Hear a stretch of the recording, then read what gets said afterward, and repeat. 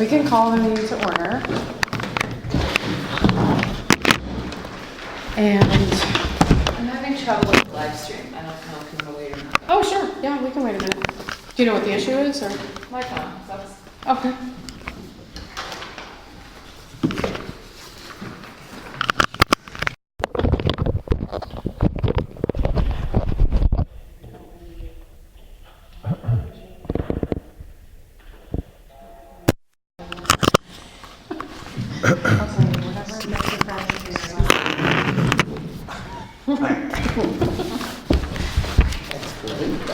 Is that working?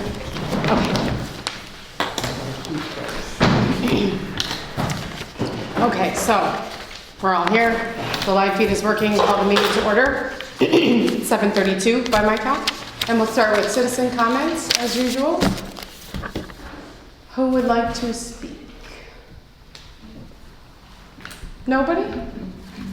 Really? All right.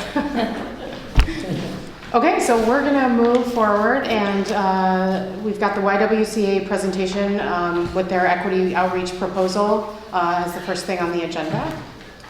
So you have got the floor. So great to be here. Thank you for inviting me. I'm Tiffany McDowell from YWCA Evanston North Shore. I'm gonna pass a few of these some on this side, and there may be some extras that I believe I brought today. So,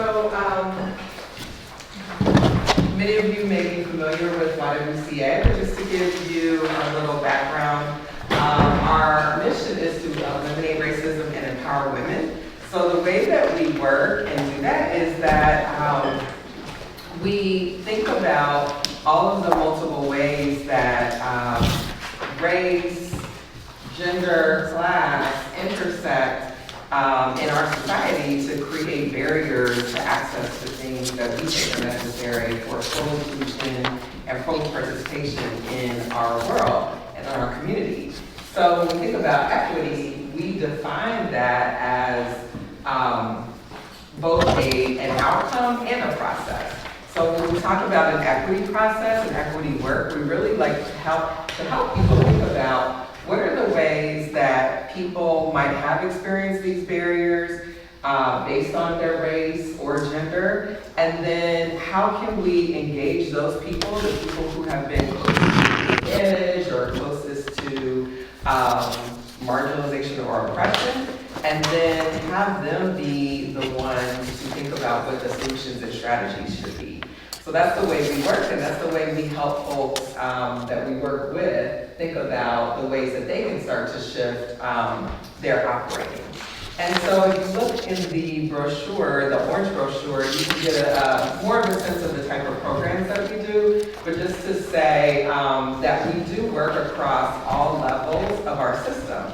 So you may be familiar with our racial justice work, which we did workshops and trainings for our community, where that's really on the individual level, right? So helping people understand their role in this, understand definitions, terms, concepts, and then starting to move them through what to do next.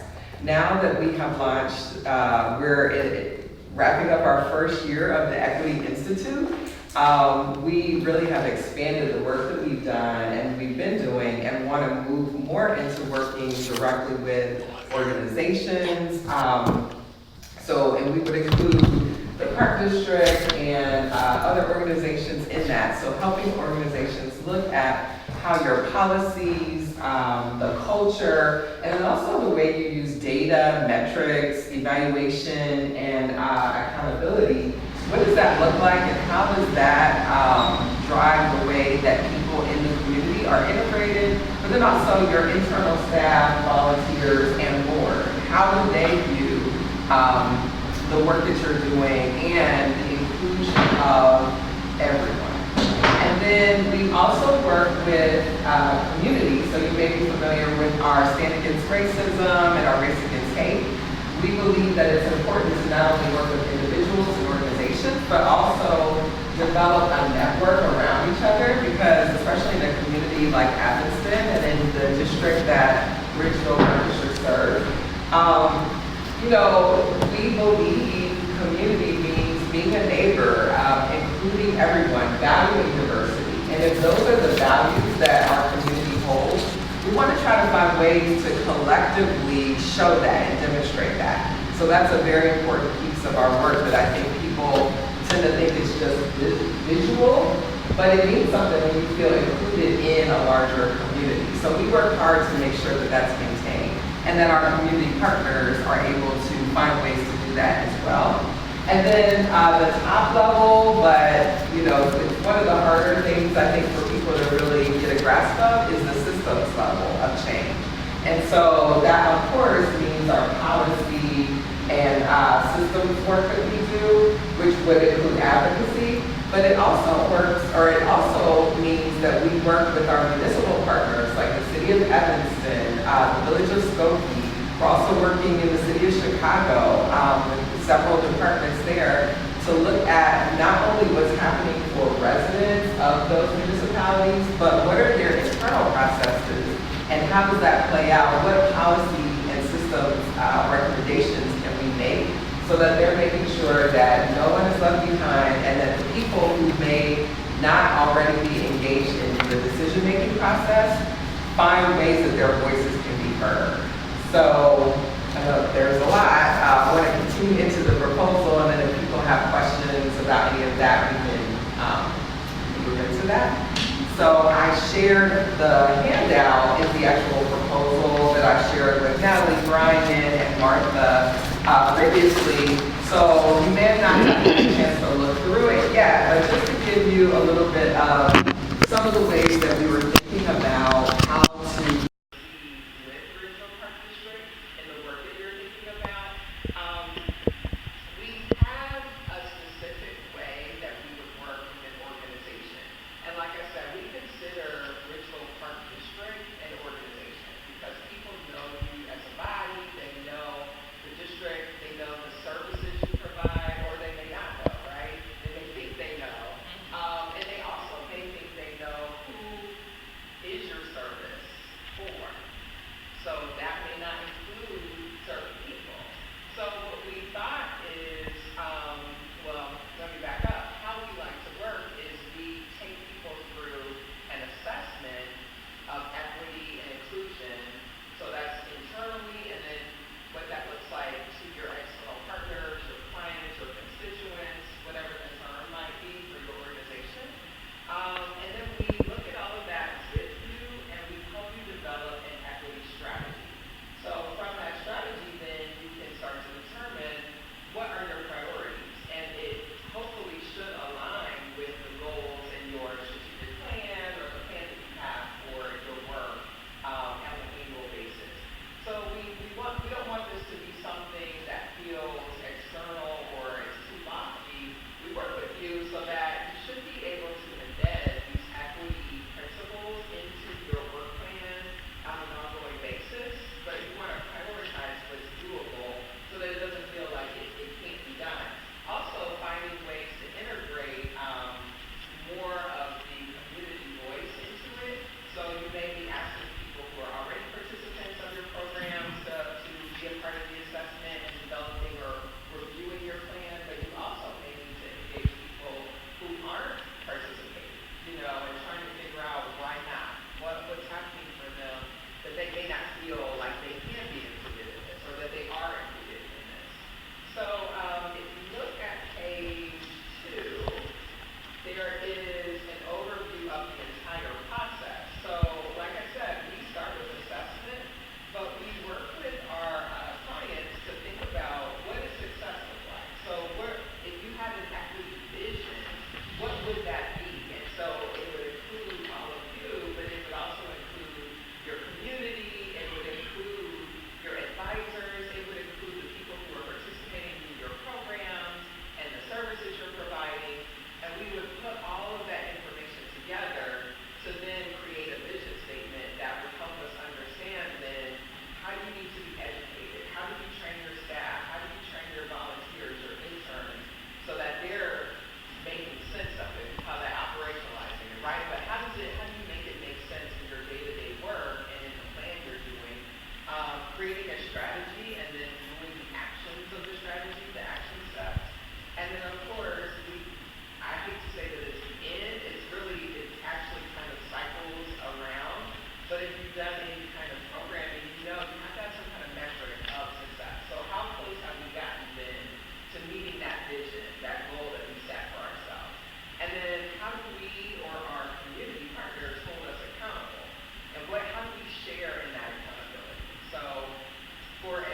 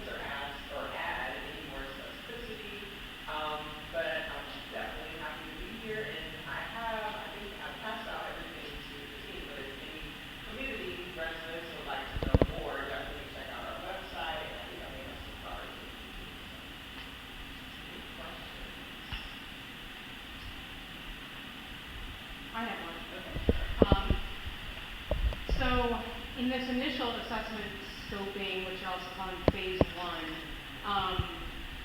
I'm looking for a little bit more connection between what these phase one, phase two, and phase threes entail, and then the idea of, 150 per hour. Do you have any kind of a ballpark of like what phase one alone would cost? How many hours? What's the average? Like, what does that usually look like? Right. And I know it would have to be completely fleshed out in real life, but just some sort of an estimate. Sure, yeah, no problem. So, and I can say that for the work that we've done, which has ranged anywhere from churches, schools, colleges, we have had assessments that have run anywhere from about $3,000 to about $8,000, right? And I should back up and say that if you are familiar with our work, you know that we serve multiple constituents, and the reason why the Equity Institute was developed, and the reason why we wanted to offer this consulting service is because oftentimes diversity, equity, inclusion, training, workshops, and capacity building and coaching is very expensive. And for a lot of the firms in our area, they charge double, triple that amount just for assessment alone. And so we feel like it's important that we make this work and this opportunity accessible to the organizations as you are trying to provide access to people. So I think that's important to just remind ourselves, right? But so to go to your question about the actual timing, the scoping phase is pretty short. That actually is the shortest part. So it really would take maybe a few meetings in person with the core team to just lay out what is it you want to know, what do you already have in place, and then how can we enhance that? So probably about 1 to 2 meetings to figure that out. So over the course of a few weeks, right? And then we would prepare a proposal for you. And then we would move then into the data collection, which would involve, after we scoped out who needs to be a part of it, when would it happen, we would look at, are there already occurring events? So for instance, if you wanted to do a town hall meeting and you meet monthly here, you may say, okay, in October, we're going to have a town hall meeting to listen to your needs, specifically about equity and what's happening. So we would help you to promote that, so by the time October meeting comes around, you would have a room filled, you would have a group of people who are coming out to talk to you, right?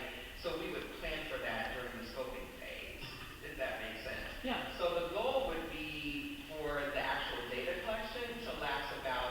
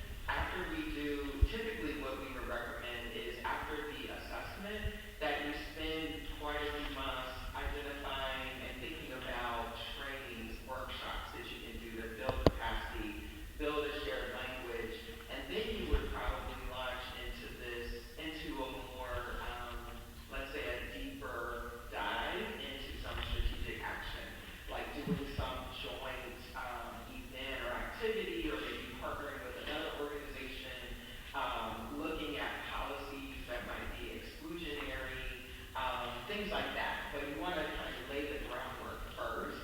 And when we had chatted before, it sounded like that hasn't been happening yet. So it felt like to me that we would probably want to start with the assessment and then think about the first year as an education and awareness building year. And then maybe year two, then you start to do the more, not that education isn't active, but you would develop action strategies in that way, if that makes sense. So yeah, so starting with the assessment, it would probably be about 3.5 months. Then you would come out of that with an action plan. Just ask a question.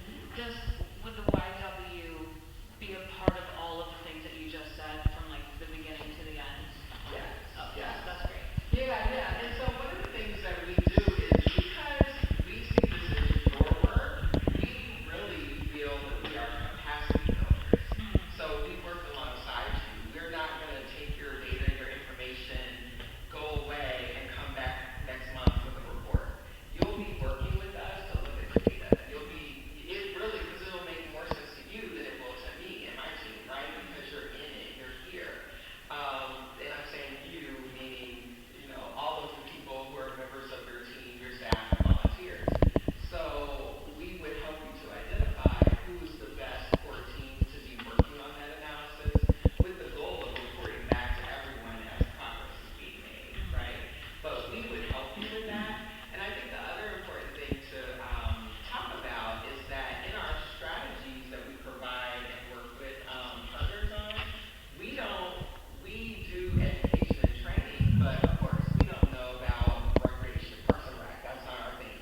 But we do have a huge network of equity partners. I am connected to the Chicagoland Equity Network. We're also members of Catalyst Ed, which is a national database of equity and inclusion trainers and capacity builders. So we're able to access people with expertise in a variety of areas. So if there's something like HR policies, for example, that's not something our team would do, but we would recommend someone who could help you take a look at that and really do a good audit of that and help you with some recommendations for how to shift or change if that's an area of need for you. So if that makes sense, because I think that's one of the things that people think is we're going to come in and do a whole bunch of things. We can't, right? We don't have the bandwidth, and you don't have the bandwidth. But what we can do is make some recommendations of the type of things that then you would take to another consultant, or some ways that you might want to think about. So how should I say this? I think sometimes it's difficult for you to know what you don't know, right? So when you go to school, the teacher is supposed to be guiding you through, here's all the things you need to be prepared to be a fully functioning adult. That's how we kind of see our role. It's not to give you everything, but it's to help you with that roadmap so that you can start to say, okay, here are the ways that we're already getting that. Maybe we just need to add in these little pieces and we'll be okay for year one. Or maybe you didn't know that these things existed, and so now you're being able to access a wider network that will inform some of the things that you may not even know you existed, right? So I know that you are trying to do more inclusive programming, right? As an example, you may want to think about different data collection strategies, right? If you're not an evaluation expert, you may not know what exists or how to collect that data. So those are some of the things that we can offer and assist you with, and then connect you to folks who can build that capacity or give you toolkits or skills so that you can be doing it on your own if you have internal capacity already. So, any other questions? I have some more. I want to know more about quantitative data versus qualitative and how specifically you go about collecting both. We've already kind of talked about, or you've talked about the idea of, engaging with people who are participating as well as those who aren't, and finding out how the participants feel, how the non-participants feel. And the idea too that there are people who maybe have ideas about not only what we do, but like who this is for, and maybe who it's not for, and some misconceptions there. So that to me, has obviously like a qualitative quantitative component, because when you talk to people and find out how they feel, that's qualitative data. And so, that much I know, but I want to know, like, how specifically do we collect it, and then how do we analyze it? How do we look at it? How do we use it? And then also, what kinds of things do you view to be more of the relevant quantitative data that we would be looking at? Some obvious ones are, what are the races of our participants? We can look at the numbers there. We can look at age. We can look at other types of equity and how we're addressing those things. But more specifically, like, do you have some ideas about how we would collect that data? And, I'm not asking you to do that work before me, but I'm just trying to get a sense of it. So. Sure, yeah, and if you look through what we have in our methods, it may be helpful to kind of think about it, because when you review your organization, I think you're going to need both. You may want to have some anonymous surveys from your staff and volunteers to get a sense of what they're feeling, their thoughts.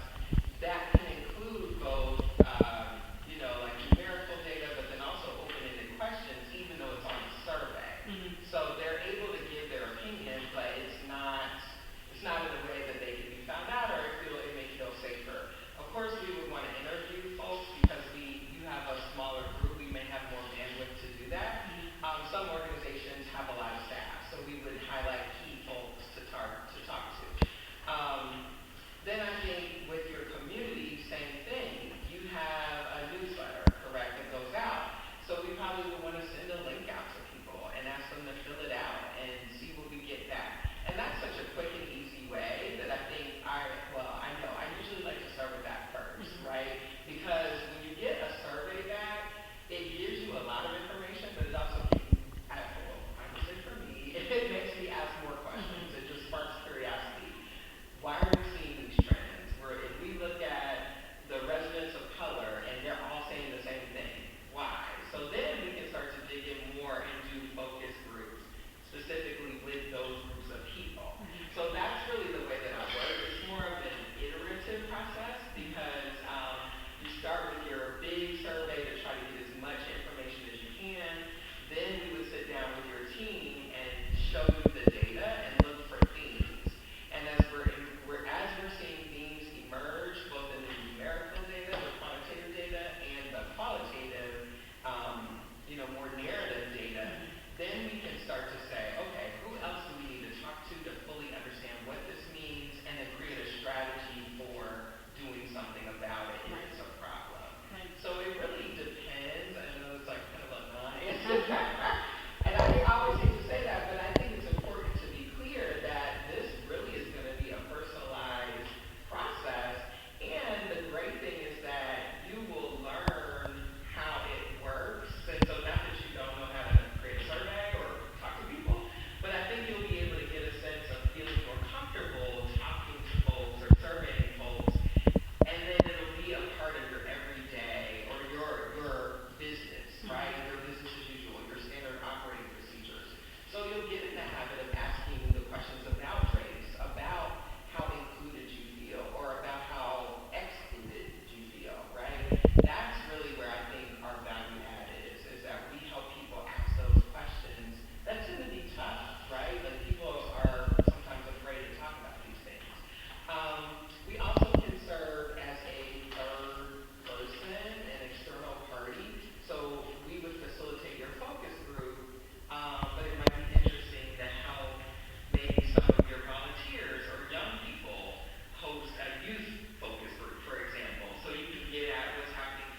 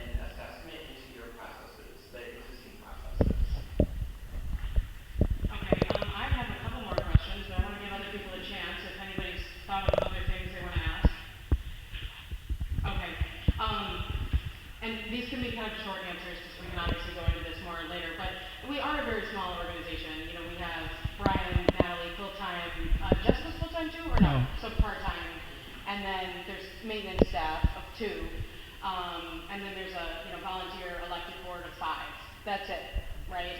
So I'm kind of trying to envision, like, who is involved, and maybe all of us is the answer, but then, you know, how and the when, and, you know, that kind of process. And so you might not be able to answer that now, but that's just one of my questions for sure. Is like, what does this actually look like? Who's participating? When? Do we have to coordinate everybody's schedules? The logistics of it, kind of. So Yeah, and I would say that really gets fleshed out in the scoping phase. Okay. Right? And so what I will say is that, you know, we do spend a little time with folks thinking about their readiness. And so if you haven't done, or if people don't, if your leadership doesn't feel that your team really has a good understanding or shared definition of equity or equity goals, then you may want to take a step back from the assessment to get educated first. Maybe do a workshop, a racial justice workshop, or anti-racist workshop, and then start the process of assessment. Because you do have to know what you're looking for in order to assess for it, right?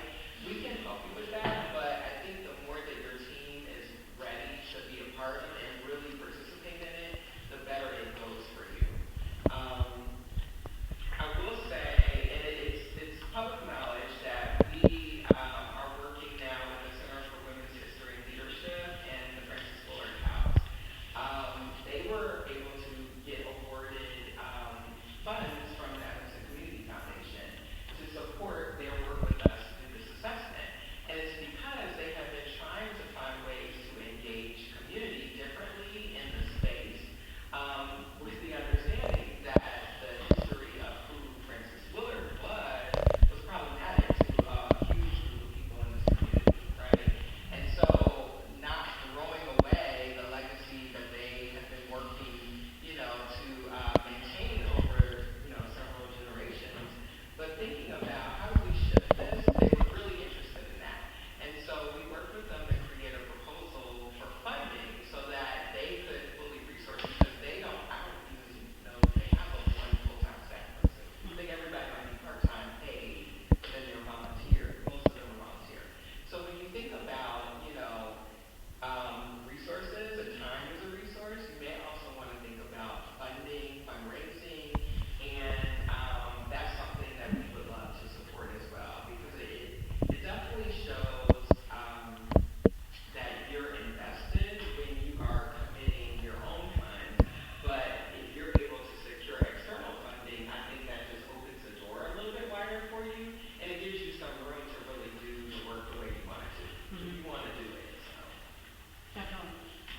So since you and I talked on the phone quite a while ago, it feels like now, we've formed a committee for the purpose of, we're currently calling it Equity Outreach Committee. It may get renamed, and the only 2 members so far are myself and Natalie.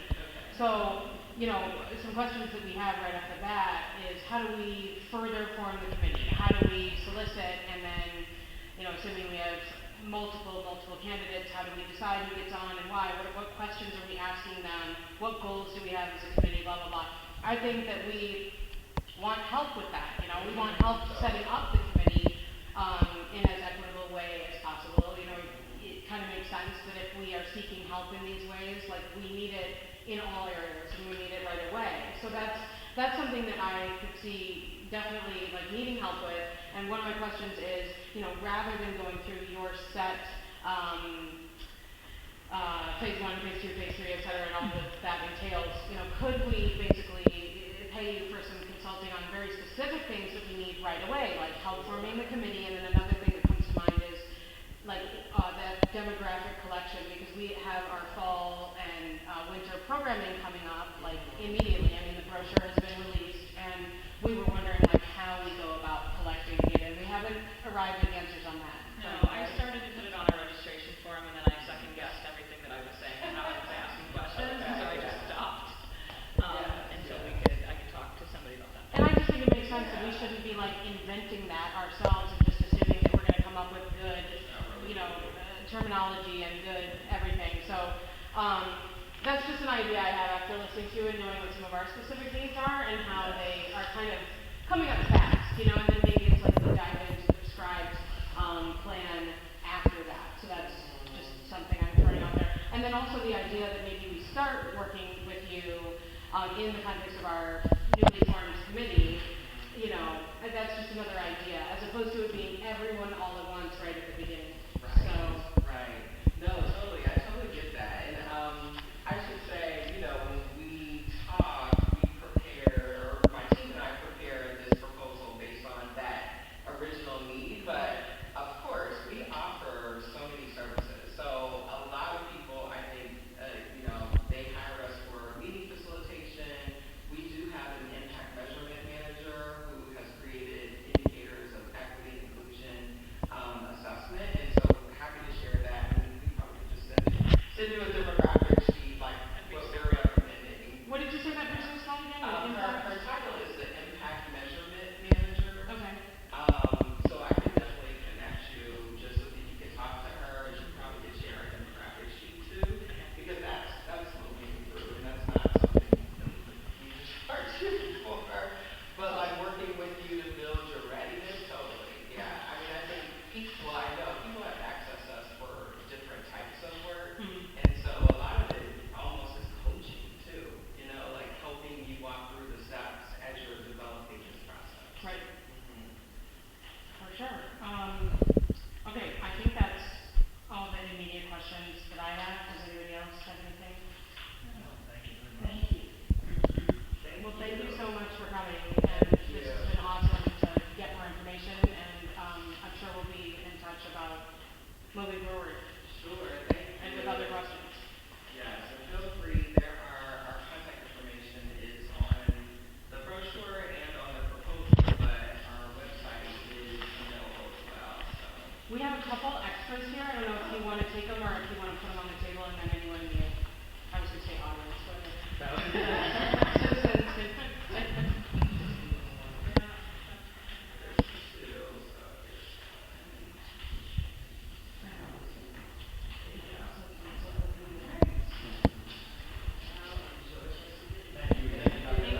Thank you. Okay, what a cool way to start the meeting. Now we'll go to approval of the July meeting minutes. Make a motion to approve the minutes of July 11th. Second motion. All in favor? Aye.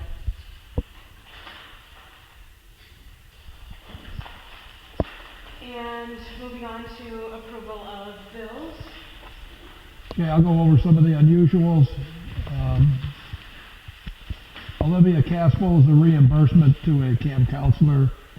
As we move down, Shannon Hutchinson is also a reimbursement.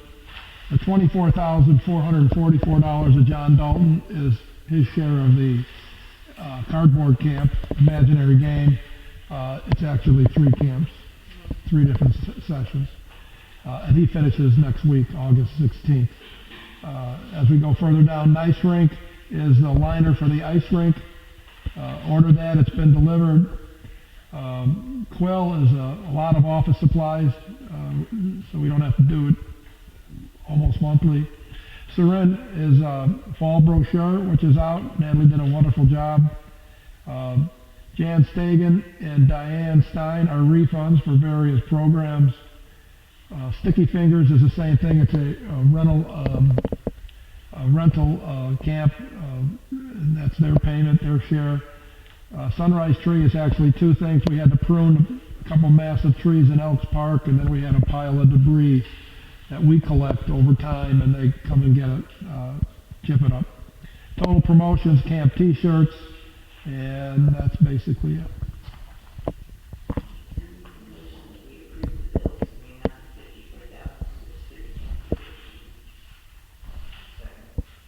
All in favor? Aye. And moving on to petty cash. Petty cash, Harold Bailey's our DJ. He worked 2 events, soccer and National Night Out. So we pay him $200 per event. City of Evanston's hydrant permit Evanston Organics is lots of wood chips for, it was for Ridgeville Park and Lighter and a little bit of Brummel. Hip Circle Empowerment is a performance that was in art camp. House of Rental is Moon Bounce for National Night Out. Little Caesar's Pizza. No, I did not order $508 worth of pizza for myself. That is actually T-ball, soccer, and the part-time summer staff year-ending parties. Sam Club, some paper products and snacks for the month of July for camps. Walmart was more plates and some balls we had to buy. Walgreens, $23 in lunch supplies for kids who forget their lunch. Peanut butter, jelly, bread, that kind of stuff. Where's Evanston Organics located? Oakton, Okay. right before the bridge. I'll entertain a motion to approve the petty cash for August. Motion to approve petty cash in the amount of $2,800.08. Second motion. All in favor? Aye. Aye. Okay, monthly reports, and we'll hear from Brian first.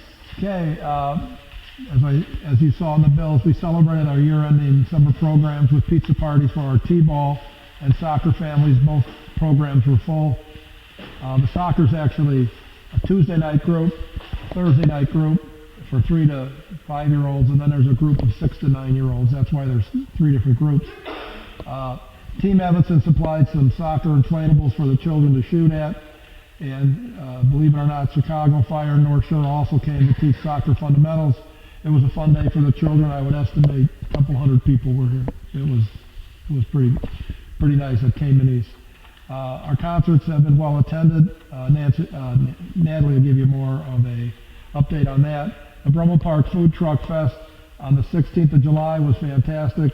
At least 10 food trucks, great music, hundreds of people in attendance.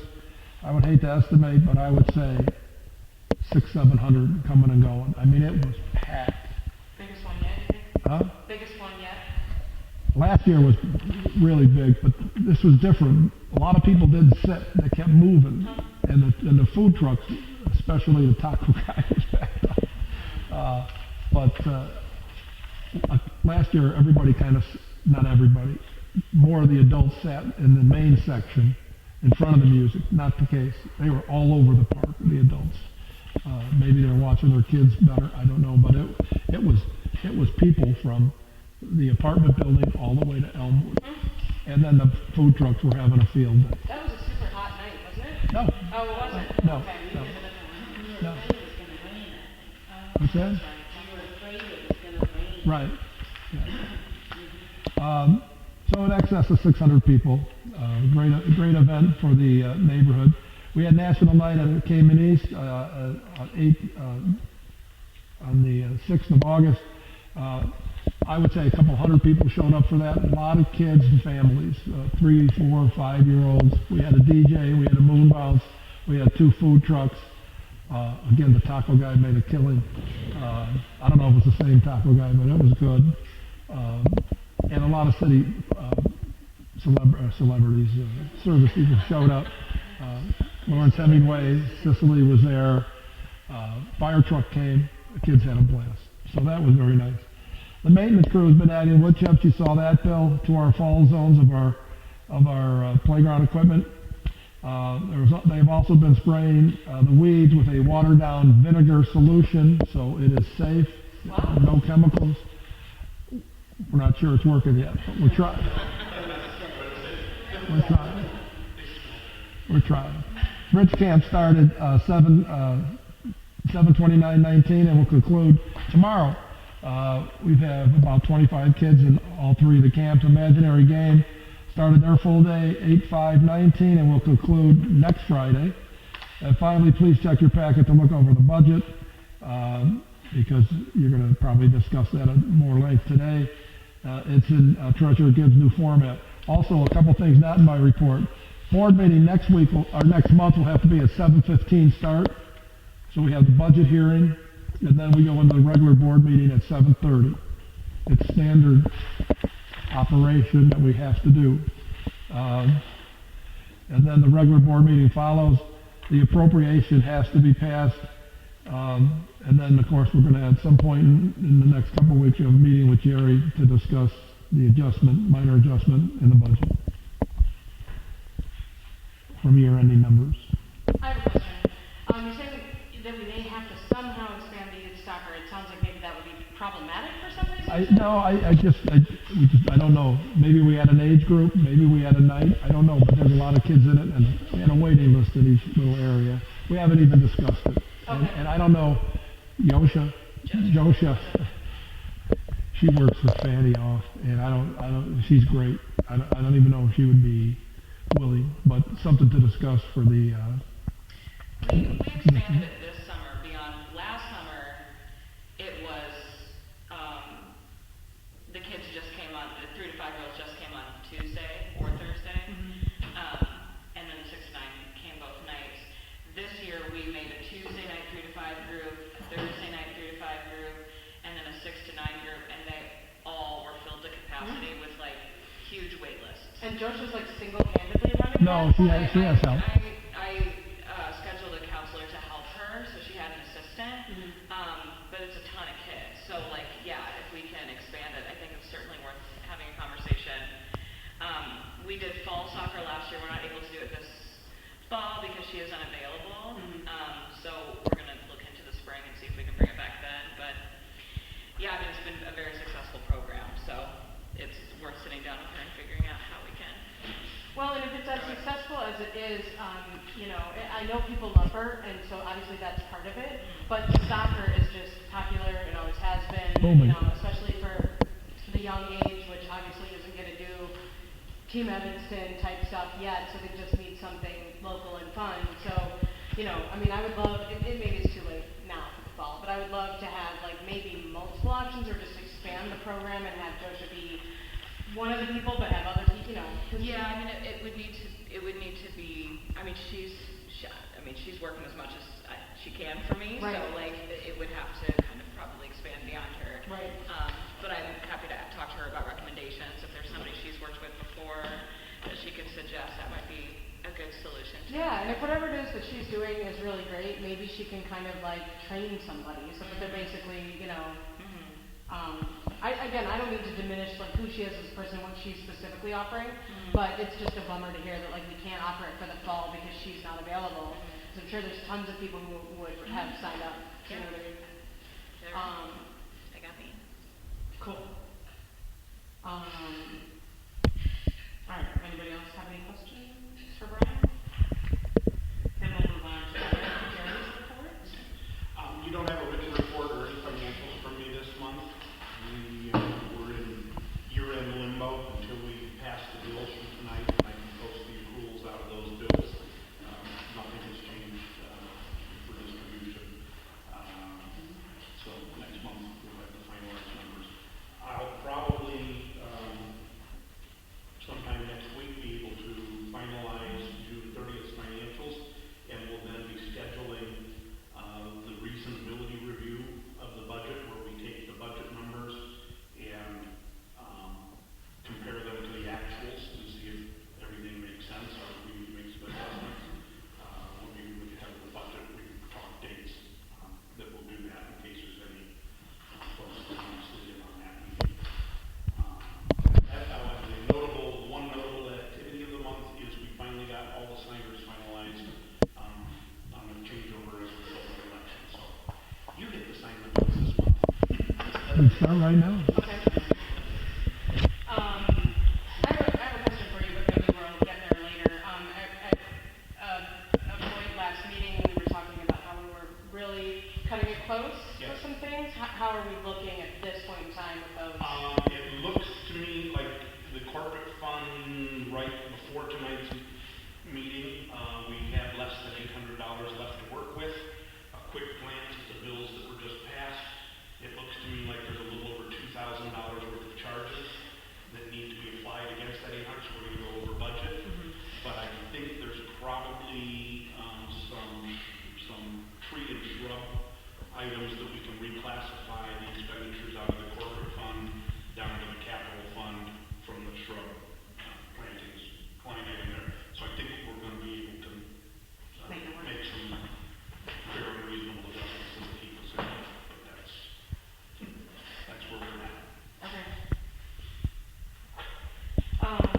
we'll move on to Natalie's report.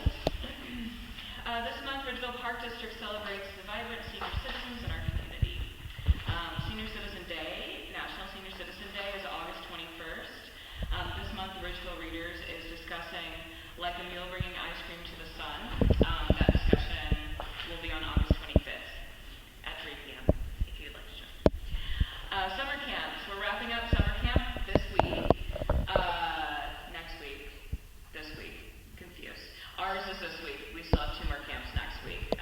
Imaginary Game has 1 more week, and then we're doing a dance camp here. Bridge camp was a success. There was a bit of a learning curve involved, but everything has gone pretty well. We are hosting the Imaginary Game at Cayman Park. Both of their camps have been filled to capacity for probably already a month or 2 now. So they did very, very well, which means that we also did very, very well. Our bridge camp was also full to capacity. I had to shut registration down for that, so that's great news.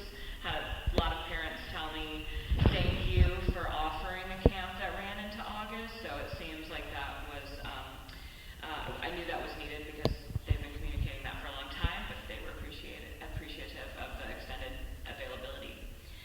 Dance camp next week, and then I've got a letter here that J.C. Herman asked me to read aloud. She's not feeling well, so she couldn't be here tonight, but she's our camp director. She's the camp director of our Creative Arts Summer Camp for the 8 to 12-year-olds. She says, tomorrow is the last day of camp. Looking back at the summer, there are so many fun memories. Ridgeville summer camps are a place where kids get to be kids. They can play, create, and enjoy each other's friendships. They can come here feeling free to be themselves. For that to be able to happen, there needs to be good leadership. I am nursing a cold and hoping to feel better for our final camp day, but I did not want to miss the opportunity to thank Brian, Natalie, and Jessica for their behind-the-scenes work in making camp run smoothly. I also wanted to thank the board again for maintaining as much consistency as possible in the summer staff. Having Lois and V as my fellow directors again, and Alicia being promoted from counselor to director, made a strong leadership team. The 4 of us were able to collaborate, share materials, have our campers spend time together, and support each other when needed. Doing all that in already established relationships with people who know the summer routine and the kids made for an amazing summer. I am grateful for your wisdom and foresight in choosing the summer staff. With much appreciation, J.C. Herman. That was really nice. National Night Out, I know Brian mentioned that. We did that Tuesday evening at Cayman Park. We hosted. Like you said, we had a great turnout. It was a really warm night, but families came out and brought footballs and baseballs and played and had picnics, and it was really, really nice. Concerts on the Ridge have been so much fun this summer. We've had huge crowds. I feel like we finally figured out the rhythm of how they should go. We've had, that's brought a lot of people into the farmer's market, which has been really great too. We have a taco vendor. He has tacos and homemade tamales, who's just like making a killing every concert, so that's super great. We have a new vendor there who makes handmade soaps. I think she did pretty well too, so it's a lot of fun. There's a lot happening here on Wednesday evenings at Ridgeville Park. Shakespeare on the Ridge, our 10th anniversary season was a hit. We have 1 more weekend left of the Arc Theater's Midsummer Night's Dream on Saturday and Sunday evening at 7 p.m. I've gone every night just to help with concessions and setup and make sure everybody is good to go. And we got a wonderful review, I will not read this one out loud, from Sean Jones in the Roundtable. I attached it here so you could take a peek. It was really nice. So if you haven't seen it and you're free this weekend, bring a picnic. It's lovely. I'm going to come Sunday. Yay! Yeah. It's good. Monthly happenings. We had 4 highly successful West African dance and drum workshops this summer. They were produced with Alatan to dance and percussion. They were led mostly by A.O. Alston of the Ayodel Dance and Drum. We had great turnouts. We also continue to have really great turnouts for our monthly special needs social dances with Yuta and the Haidukes. One of my goals this year is to continue building community partnerships with Evanston organizations, and so far we're off to a really terrific start with that. And finally, Studio 908 Follow-On Adult Class Session begins on August 11th and runs through October 5th. We're offering a ton of yoga classes, some dance, movement, and music lessons. The fall brochure is out. is available now. And I should also note, our youth classes will not start until September.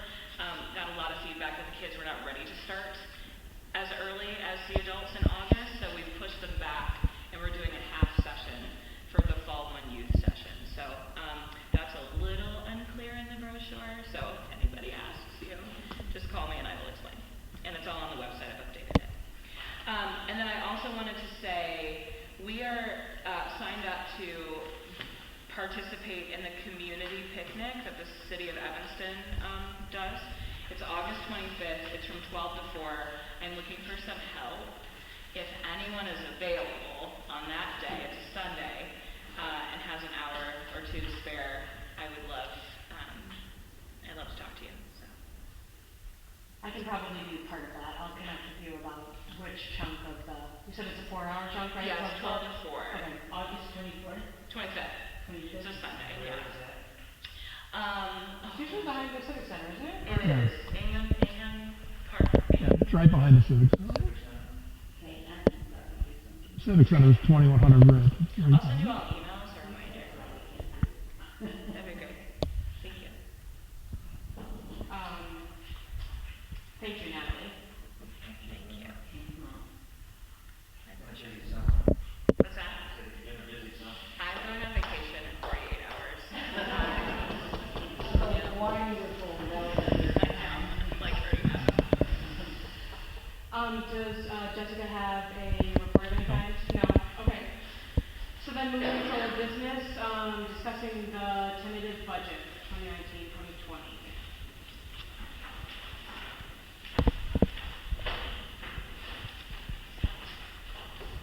So, I just have a question. yeah. In the past, we've had the 2000, just looking at the one I'm looking at, between 2018, 2019, it used to be actual instead of budgeted for the previous year. And I know maybe we just said it was actual, but it was really budgeted numbers. I think that may have been the case, because I didn't, that wasn't intended to be changed into this format. I don't know if we ever put actually, what was actual spent, because we don't know. I know you don't know For most prior of it, years. Oh, I see what you're saying, yeah. but if you knew the number, like you know somebody's salary, for instance, as opposed to the budgeted number, wouldn't it be better to have the actual number? Well, it might be nice to have all three, actually, Well, budgeted, what we you know, to his point, that number isn't yet known. So we would have been discussing this in May, June, July, and now we don't know that. Now, see, kind of know. We, Most of the time, I mean, pardon? He said 11/12.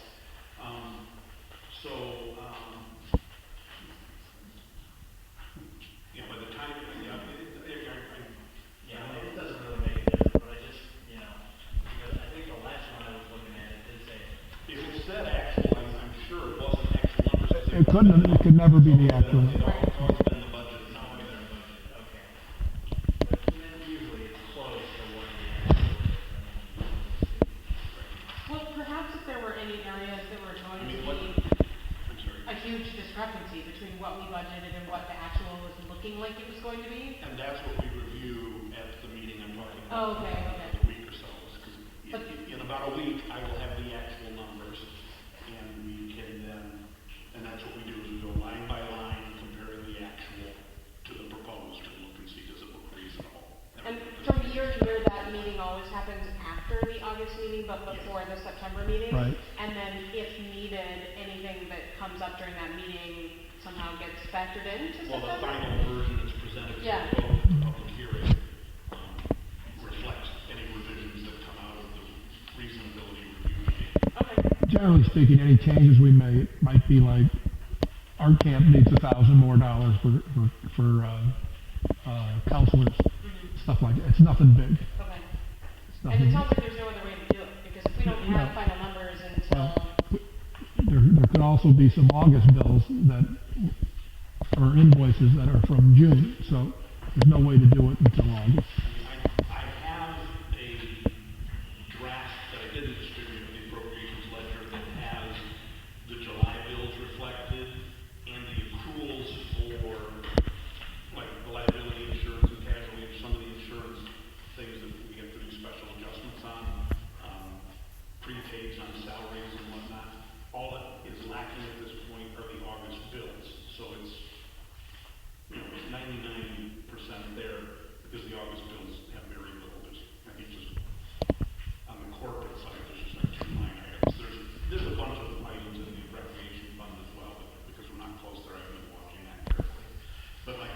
taking part-time wages.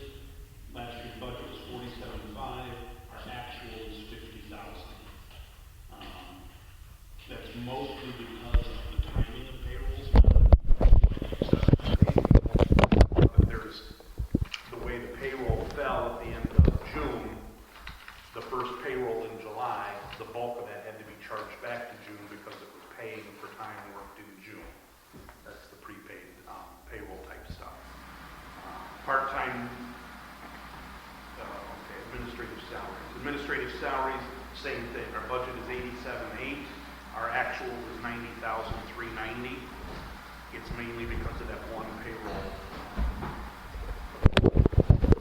Utilities, our budget is 19,000, our actual is 18,800. So we're within $200 on that, not even $160. Office supplies,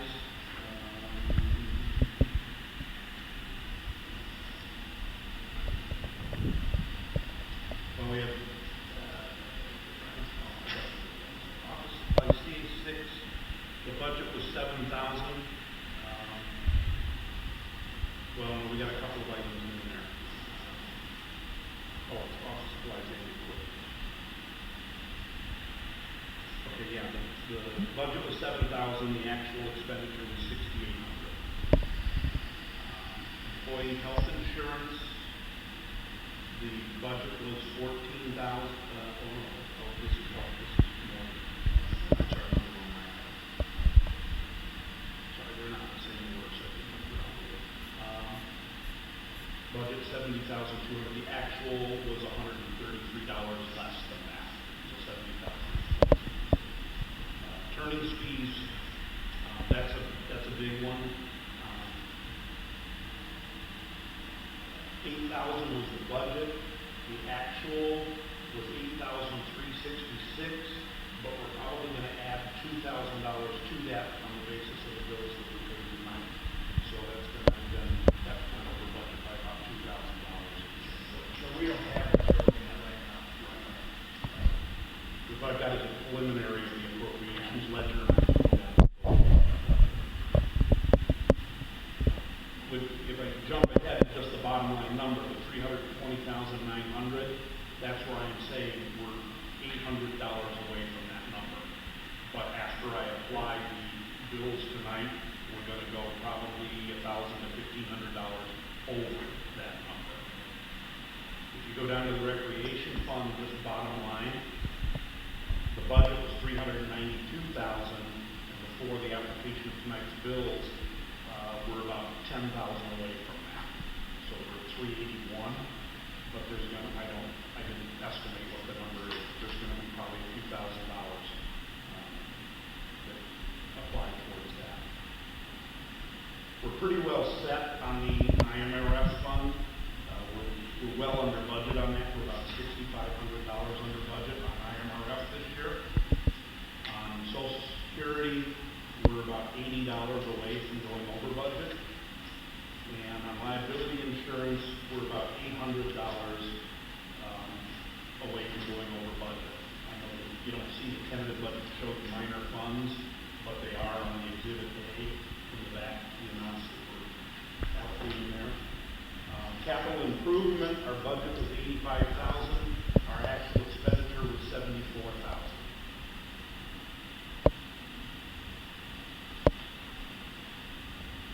The bulk of that is in, we didn't really spend all the trees, shrubs, and planting money that we get kind of taken a wild guess at. At this time last year, we didn't know for sure when or how much the request was going to be from the estate, and so we put a number in that was just kind of out of the air. And of course, that's why we got some room to possibly reclassify some of the expenditures that were done in the corporate fund down into that line item and bring the corporate fund into alignment with the budget.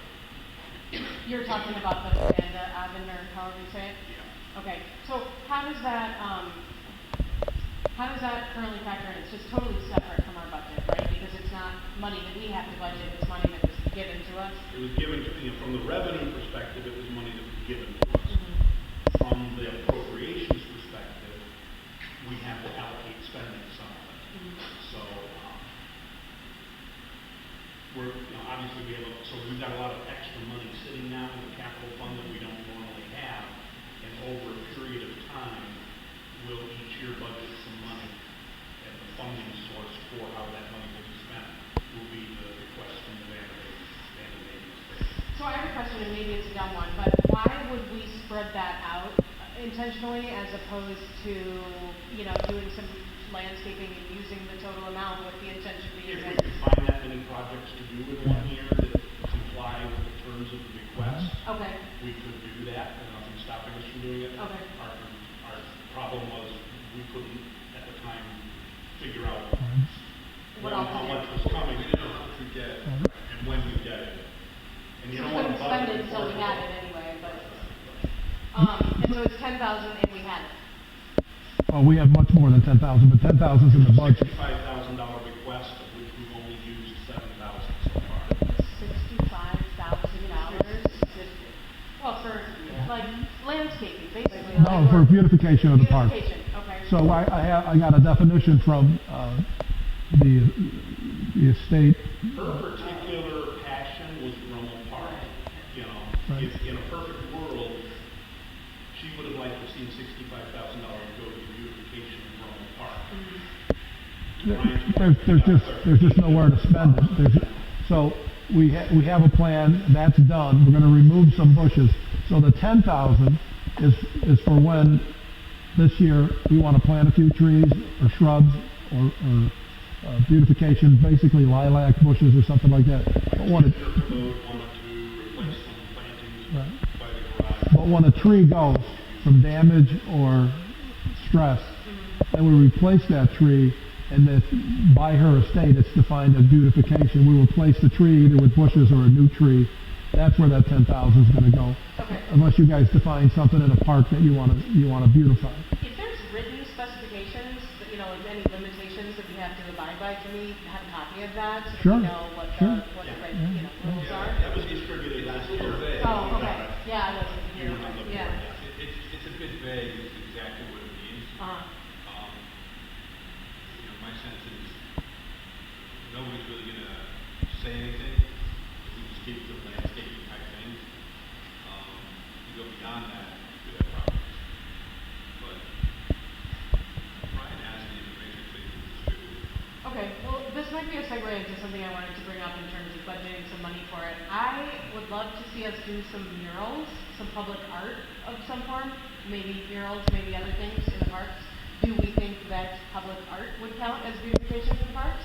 No, No? not based on what I've seen, it's all plant material. I have to look at the language again, but I think that's kind of, I think it was pretty clear that it had to be planting. Plants, okay. Now, I remember it saying something like replacing plants and shrubs, especially, I forget which part, but especially Brummel, Brummel. yeah, that's what Brian said. Yeah.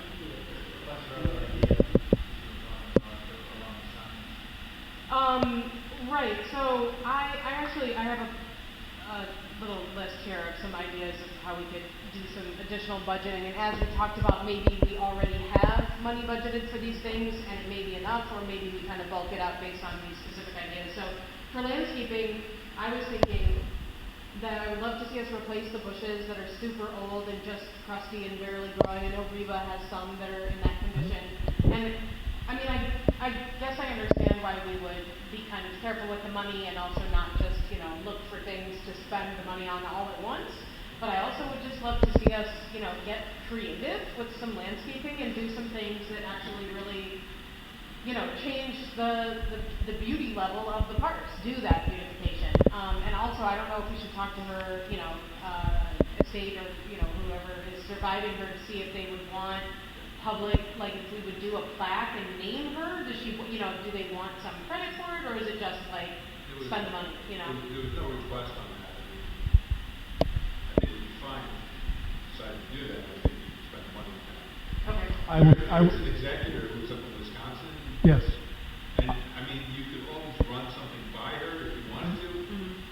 She would be the one most likely to be able to raise an issue, because Right. I think the only survivors she had were a hero. Oh, really? Okay. So they're not going to come here and say anything. Right. But Well, if we find ourselves having questions about whether we're in compliance, so to speak, you know, we could ask the We- executive. That's exactly what we already done. Oh, We've you already did? done. Okay. Yeah, Okay. and my impression, and it's just my impression of Yvonne,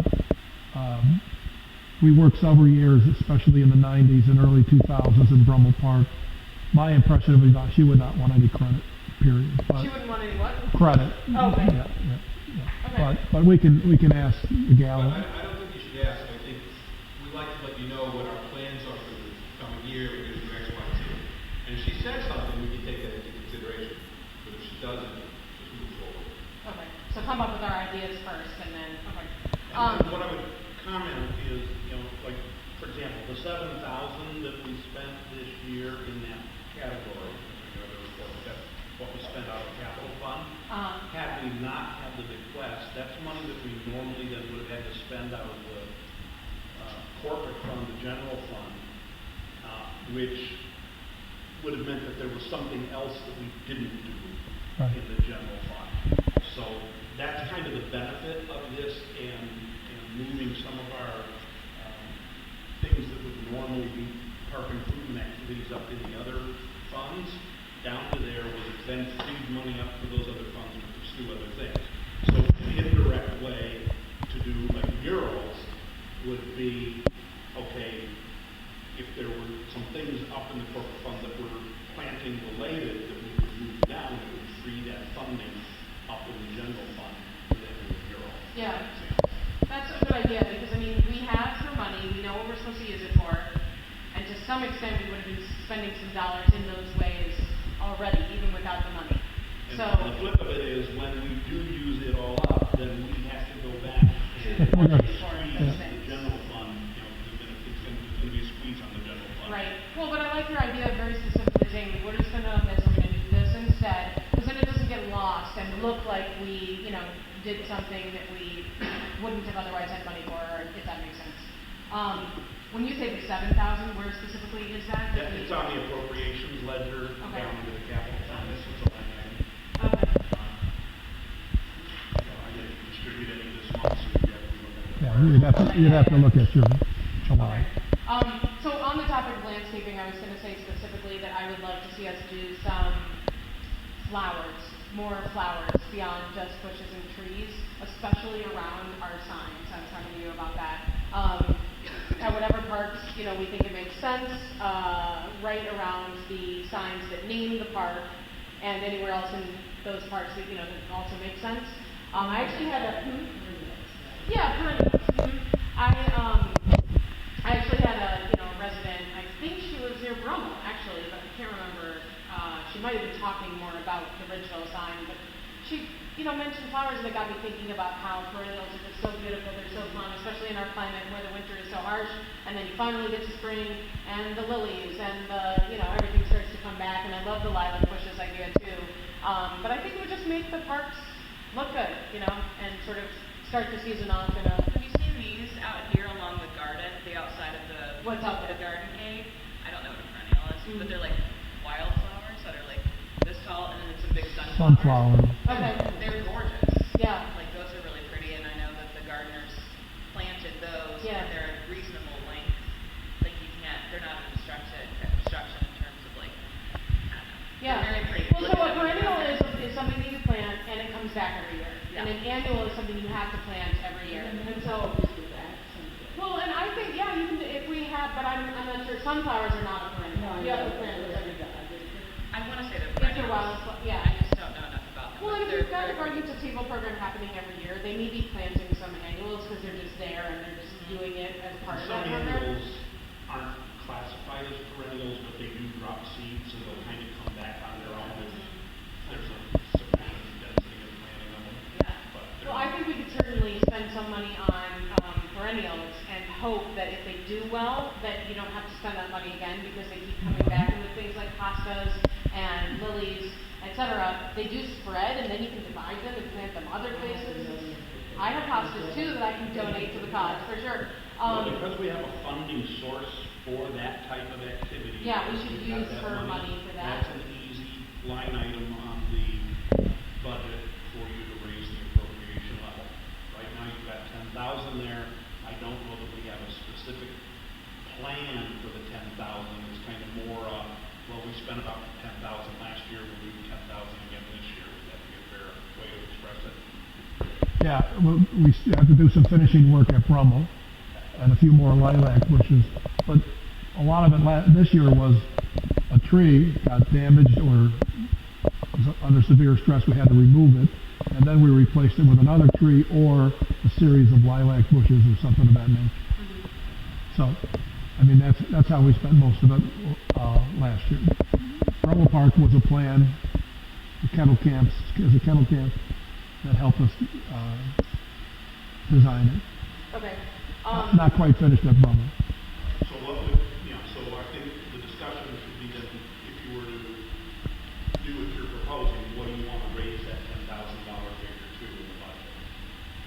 You may be able to get some input on that. To raise it,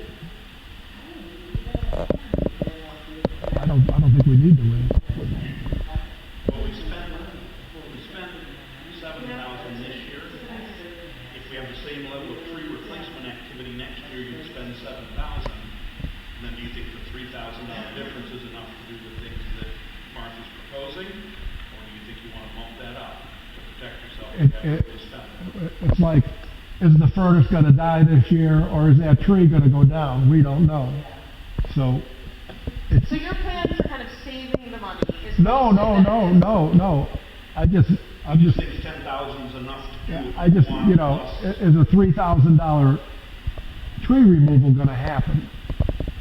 Well, we can't use her money for removal. So Yes, we can. Oh, we can? Yes, we okay, can. Okay, But I like her idea that these are improvements, Yeah. just replacing a tree, that's kind of, it's not very exciting, yeah. improving, all our signs, we probably have at least 6 or 7 signs. Right. We've got 2 here, we've got Canaan, we've probably got 3 at Canaan, we've got Ridgeville, we've got Brummel, so every sign, we ought to just put in, spending $500 a piece, minimum of flowers that are perennial. I think it'd be nice to ask Rick if you just put in the newsletter, if you have plans that need to be divided. Lots of people have irises that are needed, and I have lilies, hostas, and daylilies. I think that's a great idea Would because the folks here that are doing these, would they, maybe adopt a sign, would you take care of this sign? And this is probably not for the crew, basically, this is something that's gotta be, Yeah. there's a time with it, they do it, someone who specializes in that, yeah. knows what they're doing. Yeah, I like the idea of soliciting from the community, not just because it saves us some money if people donate things, but it's a community thing. It's people getting We have our involved. rain So gardens maybe now, that's and the wildflowers that stay low. So maybe we I mean, what we actually put in, we can decide later, obviously, but I think, this part is how much more, if any, and then also I'm just trying to understand where Well, it you need to, for the vote next month, you really need to come to a decision on the Tonight. numbers. Because that's what you're gonna be locked into for the next year. Well, where specifically are we budgeting money, not her money, but budgeting money, that we could basically use her money instead and then free up some funds for Our- a mural? R14. Okay. Now, to work murals in our, 14 and stuff, for that, then you've gotta come up with a funding source. Unless there's something that's currently Right. in R14 that you would scratch and substitute the mural for. Yeah, but we don't know where to put the mural, we don't know what. We don't really have any wall, like what would you in mind? I was thinking, since we don't have very much wall, and the only wall we do have, which may even currently be covered by vines, I haven't been over there in a while, but Elks has the Metra train embankment, right? Which I think would be quite a battle to get the It's not ours. It's not ours. Right, it's not ours, it's Metra, but I spoke today to Leah Pinsky. She is recently, I think, the executive director for Art Encounter, and one of their subdivisions is the Evanston Mural Artist Program or whatever, and so they help facilitate, murals getting put in. Leah and her husband Dustin are both artists as well, but they're not always doing the murals. They're just kind of getting them happening and facilitating them and just coordinating and all of this stuff. And so a lot of the murals that you see that are new in Evanston, they've helped put those together. The one in the Trader Joe's parking lot, it's on that building, yeah, which is amazing. So I spoke to her and I just wanted to say, what is it exactly that you do? How do you charge? Would you want to help us get some murals And immediately I did realize we don't have a lot or any walls necessarily that we're working with, except, yeah, build any exterior wall of a building that we'd be willing to do something with is an option. But also you sometimes see like along school fence lines where there's like a board of wood or composite or something. Or pickets, yeah, and some sort of an instant permanent. Right, and if it's actually like boards, you can kind of define how much of a fence you want to cover with it. The art is, done somewhere else. It's also easier to deal with it into the future because sometimes murals do have interactions with the concrete and the minerals, and they don't last as long as you think they're going to last, and then you have to paint over it because it starts to look bad.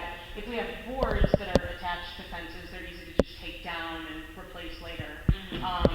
But I just think, along the same lines as beautifying the parks with flowers, I just think it's a really cool way to get, some public art into the parks and involve the community, just letting them know. And then, I went to Nichols Middle School, and back then there was a program called Interactive Arts. I don't know if it exists still, if it's called something else. And it was basically like you kind of had to test into it or whatever. It was a separate class than the regular art that everybody else did. But one of the things that Interactive Arts program did was the murals over by the fishbowl, which lasted for close to 20 years, but they've eventually been painted over. And it was just an awesome thing for kids in the community to get to participate in public art.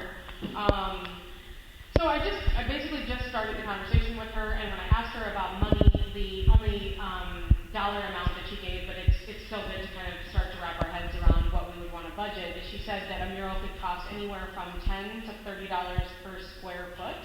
So then obviously it kind of depends on the total size, and that's kind of a range, because the bigger the total mural, the bigger difference there would be in cost. But I don't know, do people agree that that would be a good thing to budget some money for, is some I wonder if it could murals? be thought of as part of a camp thing.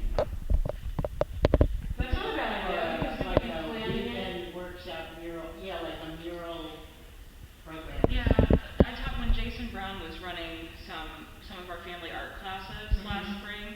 He talked to me, because I've been super interested in that for a long time, of how to create some kind of visual art in here, people can hang their art, whatever, we can talk about it later. But he had mentioned to me that there was some kind of family mural project where people come and they've got a section of the mural that they. Well, the Rogers that's Park theirs. bench thing, do you know about that one? Yeah. Yeah, so that's what that reminds me of. Yeah. I So think he- every year. Yes, they so would he do mentioned that to me, so I think there's certainly resources. It could be some kind of a camp or a family art, something, yeah. A mini camp or something. Well, so obviously it's kind of still in a brainstorming stage, because there's all kinds of things we could do. Speaking of benches, we could have like the city does, you buy a bench and it's a dedication thing, or we could budget for benches and then have it coordinate with a painting project where people paint the benches. Even if it's just the wood slats, you could still find a art application that makes sense on that format. So, I don't need to bring a half-baked idea to the meeting, but at the same time, this is when we need to set some money aside for it. So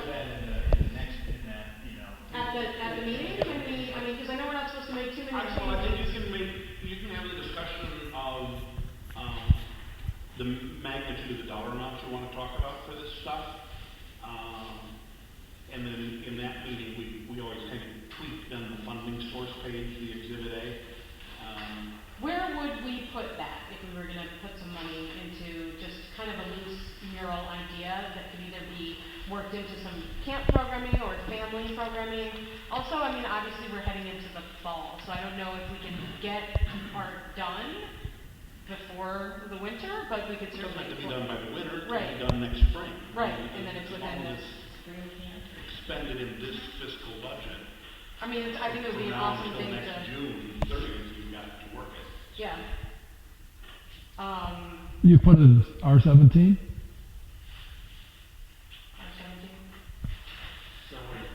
Capital outlays for playground and Well, parks. does somebody want to do some math on that square footage? Is it considered a permanent capital type of benches might be, but You don't want to paint the bench. Where it's gonna be. Physically where it's going to be? Depending on how big, depending on how much the. Right, well, and is it one, or are we doing multiple smaller ones that add up to say that one bigger one? Well, yeah, we definitely have to flesh it out. But for this stage of budgeting, you know, does it make sense to put it somewhere, do you think, Jerry, or is it? If you want to spend the money in the next year, you definitely need need to. to kind of preserve a spot for it. Right. You know, it's, We've got you know, kind of 11,500. with benches and stuff like that, so yeah, Yeah. R17 looks kind of, when I look at the detail line of the line items, it looks like it's in keeping with the kind of items that we have in R17. Yeah, so do you think it fits into an existing category, or it's just an additional line item? Well, it would go into R17, and then the detail page can have various supporting documentation for how we get. We gotta come up with a number, and then we gotta find that money. Well, in R17, it's broken down by which parks, right? R17 is 36,000, and then when you turn to the detail pages, it shows you what are all the line items, you know, what are all the elements that go into that 36,000. Right, and which park they're happening at. So, Yeah, what would you want to do?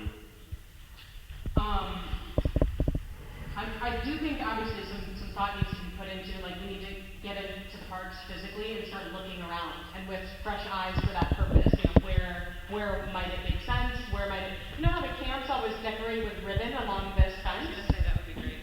We can Yeah. talk about that. Yeah. We can like meet and talk about that. Yeah, so I mean, I think if we can loosely put a chunk into R17 and get specific later, I don't know, are we, can we do it that way? That you can do, all you gotta do is get the dollar amount. Okay. So dollar amount, what do we think? Yeah, I'm sort of preferring the 8 signs that we have. So I know is this the same conversation, or is this? Well, I'm talking art now, but are you talking flowers I'm then? talking flowers and the 8 signs. Let's get specific with dollars for the flowers first then. Okay. But I think For we the were flowers saying, on the 8 signs, because they're flowers, I would suggest you do that out of the capital fund from the Vanderhaven. The beautification. So $500 per sign is a reasonable amount? right, but we've already got the 10,000, so then are we, Add 4,000. add 4,000 specific for flowers on the Okay, sign. for? You say you Right. have 4,000. At the end of the year, or whenever, it was done. So 500 per sign, I think it was Yes, and I mean, we could certainly explore the idea of soliciting from the community before we actually, you know, finalize it. And I'll talk to Amy Dale, who runs Garden to Table, and ask for her ideas on like a timeline.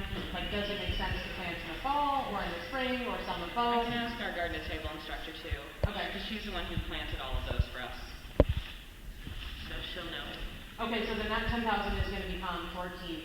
Correct. Okay. And then 36,000 for R17, what would you like to see that raised by for the other activities? Whatever you put in there, something's gotta go. Unless in our August meeting, we can find that money. Well, remember we can also use unexpended funds from prior years. And at this point, it looks like out of the recreation fund, we'll probably be working with a figure something between $6,000 and $10,000 going back into it. So the safe bet would be as long as you're 6,000 or under, So you that, can apply unexpended funds for, so that on exhibit A, you would add it there. right. Where is that money accounted for right now, the unexpended funds? That would, at year end, that will roll into the fund balances. Do we see it anywhere on here right now, or no? I guess it's in previous year's budgets, or does it exist in totals? Well, it's on the appropriations ledger showing you budgeted, you budgeted, 392,000, but you only spent 381,000. So the unspent money will So then, go into the fund balance. I mean, because, okay, the money that was budgeted to be spent was sourced by going to program income and tax levy. As long as the revenue came in, which we know we hit our revenue targets, taxes come in over a period of years, but the program revenue was strong. Ultimately, we're gonna, when the final numbers are out for the fiscal year end, we're probably gonna see that the recreation fund balance increased. Okay. Even if it didn't, even if it went down because it was really tight, the corporation fund, the general fund might go down, For one-off projects of modest amounts, where we've had a succession of good years, it's okay fiscally for us to spend unexpended money from a prior year. You know, have the balances go up and down a little bit. And when you say You don't want to do that on an ongoing basis for ongoing expenses, because then your funds will eventually evaporate and you won't have anything left in them. right, But for little fluctuations up and down year to year, it's a reasonable thing to do that. If we were earlier in the budget process, we would just be building the budget around covering that with the tax levy. instead of having and to the steal program money revenue. from. Given how late we are in the process now, those tax numbers are pretty well baked and the program revenue is pretty well baked. So pretty much the only funding source left is if somebody says, oh, well, we'll tie it to this grant application we're gonna do, or we tie it to unexpended funds from the prior year. And I think we're talking modest enough numbers here for a one-off project that we're gonna be bringing that much money back anyway, so I'm comfortable as the treasurer recommending that's an okay way to do it. Okay, and then in terms of money that we did have to work with that we chose, I believe, to set aside for the equity work, where is that in this tentative budget? What's that? The equity, It's in CA 21, $14,000.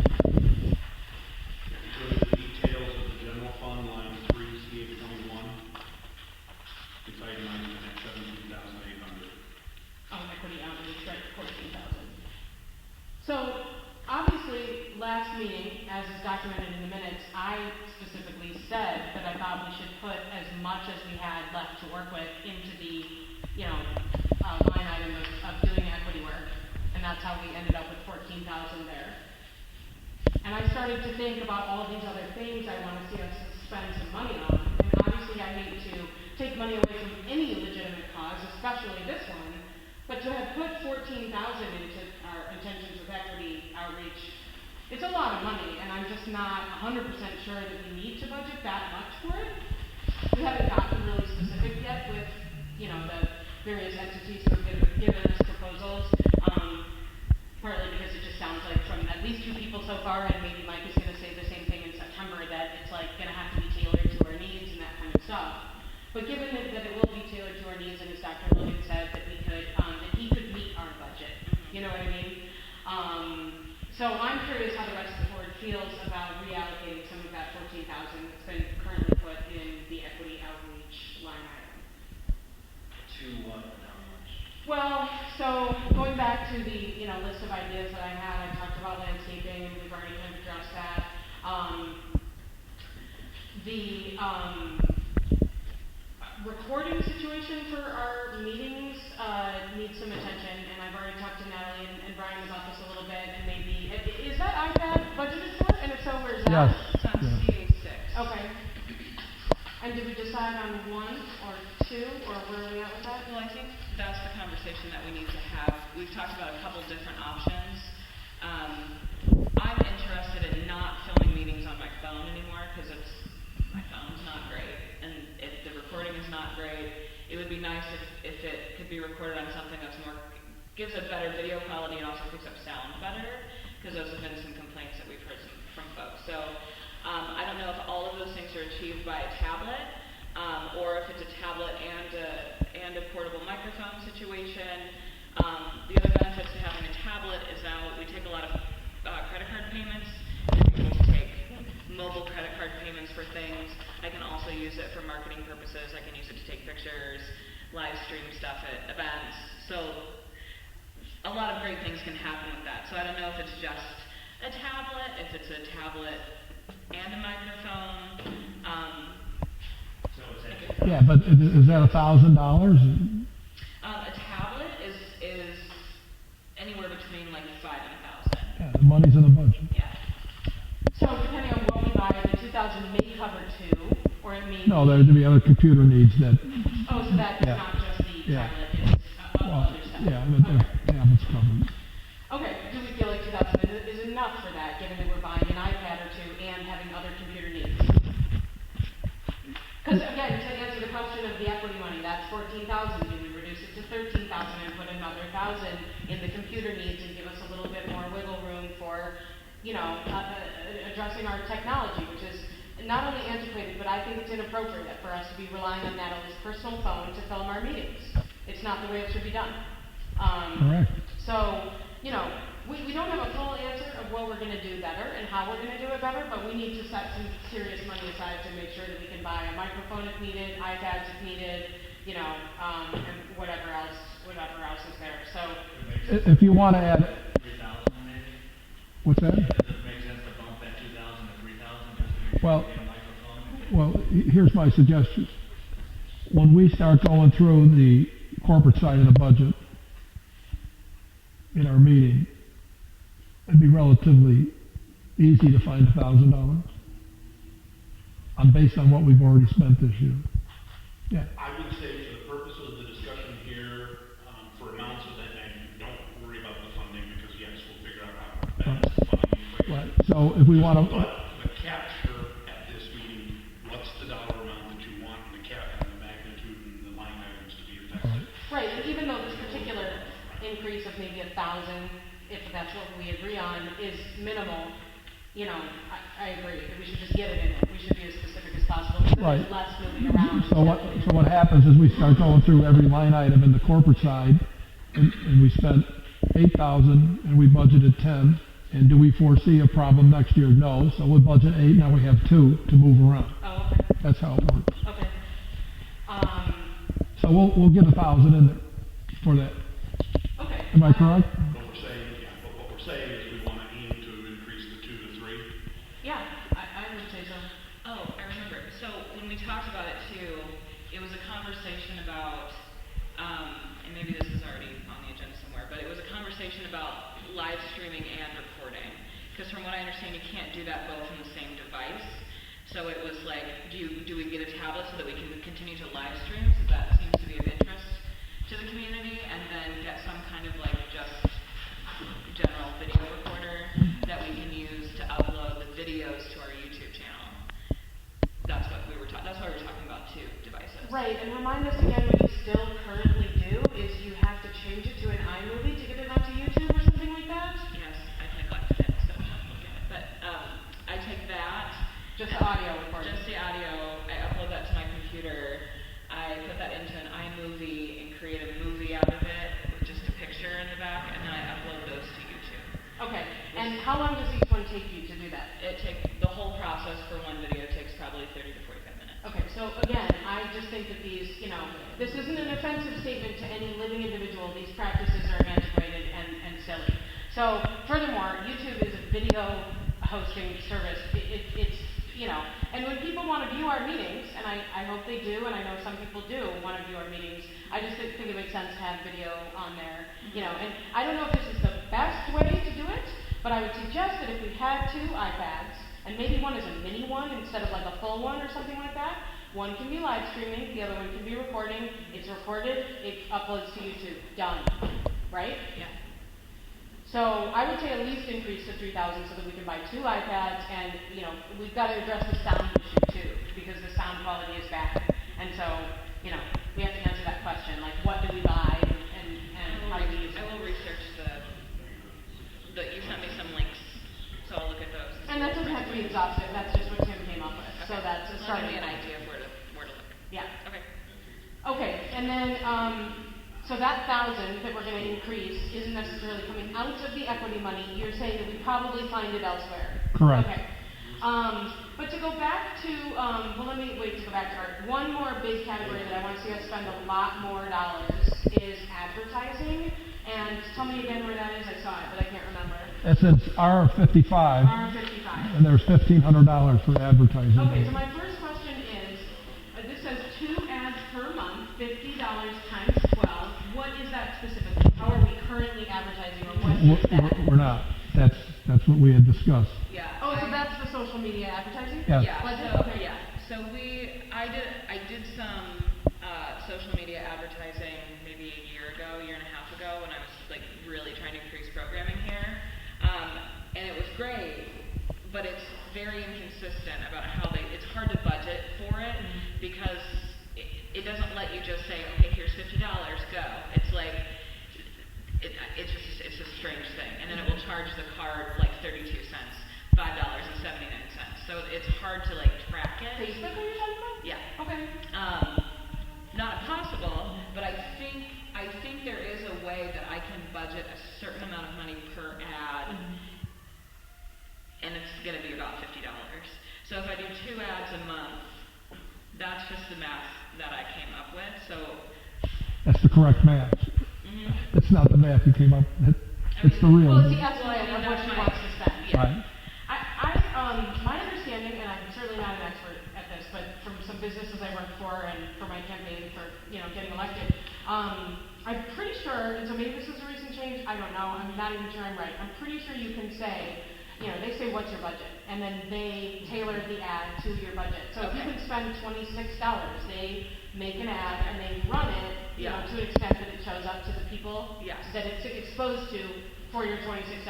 Yeah. If you spend 52, which is double that, in theory, double the people are seeing it. And it will stop once it's hit that. Yes, Because it I have stops. a problem with Google too, because I was paying for Google ads so that we would show up in searches. Okay, and it's just perpetually charging. It's just perpetually charging. Yeah, that's not Brian's good like for always budget. asking for receipts for 52 cents, and I don't have. You know what I mean? It was hard. Yeah. But if it's available to me to say, here's my budget, and then it will stop after that until later in the month when I can re-up it to $50 again, then that would be easier for me to maintain. Okay, and I would say that I like the idea of 2 ads per month, just so that we have sort of a regularity to it, just putting it out there. I would also say, you've got, so flyers and banners for special events. I would say that we need to budget some social media advertising for special events too, unless you think that you're going to incorporate that into your Twice monthly. Well, I can, and also Because like for summer, for instance, we've got so much more going on. So do you want like a... Well, so I create all of our newsletters and our Facebook or our email blasts on MailChimp, and MailChimp does this lovely thing where it lets you cross-post to all of your social media accounts for free. I mean, it's not for free, we're paying for it, but it allows me to do that. So that's already happening every time I send an email out. It's being posted to our Instagram, our Twitter, and our Facebook Does it page. give you any metrics on who's seeing that? Like who's clicking it, who's seeing it? It gives you like a percentage, yeah. It doesn't tell you who, but it will give you an idea of how many people have clicked and like looked at it. So I think we average around 23% of people like are looking at my newsletter. Anyway, so that's also marketing opportunity. You know what I mean? That is already budgeted into what we're paying for the MailChimp account. So I think in terms of like the special event marketing, I think we're covered between the 2 ads per month plus the emails that we're sending. Okay. How do we drive up our audience? That's a good question. We can certainly talk about that because then I will have more reach. But in terms of budgeting, I think we're probably good. Okay. The brochure distribution, I'm just seeing this line item, so I'm deviating from my otherwise plan just for a second here. I know there's been an issue where they're like getting dumped in vestibules, getting recycled. Have we addressed that? Like, who is it that we pay to bring it to, like, apartment buildings? The UPS. Like the USPS? The USPS, Postal yeah, Service sorry, is... USPS, yeah. So our graphic designer, she has it printed and then they take it to USPS Okay. for distribution. And it's supposed to be like every postal customer type thing? In Ridgeville Park In District. Ridgeville Park District, yeah. Okay. And right, the values don't directly coincide, so I think we go out of Ridgeville a little bit. based Okay. on the way the postal boundaries work. Right. I'll say, I've been in my house for almost 6 years. It'll be 6 years in September. I don't get it. Yeah. The only time I got it was this time because I think somebody hand-delivered one to me, Yeah. right? Yeah, I mean, I went to the pop-up at Elks in June and met a whole large group of families that had no idea. Have we ever thought about paying a private company to deliver that? We used to, it's astronomical. Okay. You're talking about door to door, Yeah. like a young adult walking up. And, Yeah, like you see the guys putting up the pizza menus or whatever. You run into the same problem. I mean, who are you going to trust more? The post office or a delivery service? And it's a hot day and the young man or young lady doesn't want to finish her job. We had all sorts of problems with it. Yeah, there's probably problems with both methods, Right. but, Right. I'd like to just fix the problem if we possibly can of having lots of people not get our brochure. And you're Well, Well, some of the people not getting their brochure, and I'm guilty of this at my house too. I get stuff and I just flick it that way, and I don't even look at it. It's in recycling before I let my wife look at it, so she doesn't go shopping. Anyway, but it's just we can't control a janitor in a building going into his vestibule and going, I'm getting rid of that, and they never see it. Have you ever had, those things, like the newspaper thing, what I'm talking about, where you can like open it and get a newspaper? Yeah. Have you ever had anything like that? No, but to me, that's even worse. Like you open your newspaper and something falls out? No, like the little things that hold the free magazines. Where that- somebody could take them, like Where you a can buy- freestanding thing at like next to our boards, Yeah. where somebody could open it. You do run the risk that if you put this much in there, somebody comes and takes them all and puts it in the recycling, just Yeah, to you be have to a jerk, replace it. but yeah. I think that's a great idea, and that reminds me of the bulletin board signs in the parks, which We're looking at that. we've handled, but that is a great way for like, if you're standing there and you're looking at it, but it's not, you can't take something out of it, and of course, Brochure boxes like realtors use on their signs, put a brochure box on all of our signs and supply in there. Are those legible? Do they come on? Okay. well, yeah, if you have it in a shade, like a sheltered area, or So they have like a little plastic. a little thing you have to let Like it's weatherproof, yeah. $10 a piece to get a box, put it on the sign, they have a little plastic lid on I it. mean, that would be great.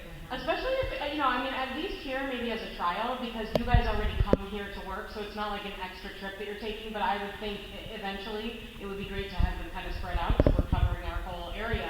I mean, I don't mind that. We can put it at Cayman. I'd rather put them at parks that are not here, because people are coming in here and grabbing them right in the front True. door. I don't mind driving around the parks. Yeah, I'm just thinking you wouldn't want to stuff it with too many, so then it is gonna be a frequent thing to see, did the three So- that you put in there disappear, let's put more Let me in. get this, so it's not locked, it doesn't cost you a dime, it just opens and you take one. Yeah, Okay, because our brochures are expensive, right. very expensive. And we only order 250, 300 extra for the office. So now you're talking, oh, Is there a way we could create sort of a one-sheet version of the brochure that is super, super basic? Maybe you could just schedule and then have their website on it, and that's like printed on printer paper. And so we reduce the cost dramatically, but it's a physical thing people can take. Yeah, I mean, I can design something like that. That's easy. Because I just think that people who are frequenting our parks, there's like a high likelihood, probably statistically, that they're also interested in our programming and that they're local, so. One-page flyer, new class schedule out. Yeah. Visit this website to see, to register, to see the offerings and And I register. make flyers for all kinds of stuff. It'd be nice if people could take them. Yeah. Right, maybe even quarterly, or in correspondence with the brochure, so that it's just giving. I can do all of that. That's Okay. no problem. I think the thing that needs to be budgeted for in terms of this is like those actual things that you The put on boxes, there. The yeah. boxes, yeah. So does anyone want to hazard a guess at what, because where are we at with budgeting for the bulletin board, physical things like the one at Reba, putting those in all the parks? Have we, We're only missing one at Elks. Elks is the only one without one. Well, we don't have one at Lighter, but we've got the one there between Cayman East and West. Okay, There's one at Reba, there's one at Brummel. We don't have one here, but again, the community house is always open. I'm just thinking that those physical things is what the holder could attach to. Yes. That like is the place that makes sense for Yeah, it. yeah. And it's possible, depending on what we find, that we can add those to the existing bulletin boards already. But in terms of the actual bulletin board, I think we just need one in Elks. Okay. And a little, the realtor box or whatever we're calling it, does that make sense on the bulletin board in some form, or does it make sense on our actual park signs? we gotta find them And see how they look? and see how they attach and all that. Okay, but let's budget something for those. Typically, like the flyer boxes that realtors use, they're just plastic boxes that are like $10 a piece, and you just screw them onto a wooden post. So it's, So you have a line. Okay, it'll probably end up being $100 then, it sounds like, that's, okay. yeah, so there's not much to do there. Okay. The only other thing I've mentioned so far, and then I'll circle back to the public art / murals, is the garden plot. So I asked you guys about where we're at with the garden plots, and we rent out at Elks, and that's it, right? Those are the only ones we have, is it Elks? We have 30 at Elks, and then we have 13 out here, but these are part of the garden and table program. Okay.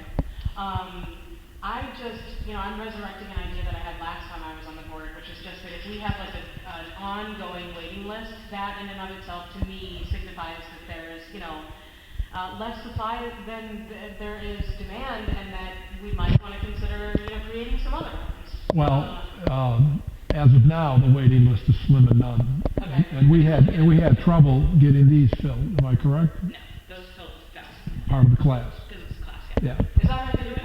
Else- That's like else- per participant or something? yeah, so they buy a bed, or they rent a bed, and then part of that bed rental includes bi-monthly classes that are 2 hours with a master gardener, so you walk from the beginning all the way to cooking, so it's a March to November program. If you're suggesting produce beds somewhere in another park, you need to get water to those beds, and that's tens of thousands of dollars with an RPZ valve, and digging a ditch 4 feet deep and running copper from a water source to it.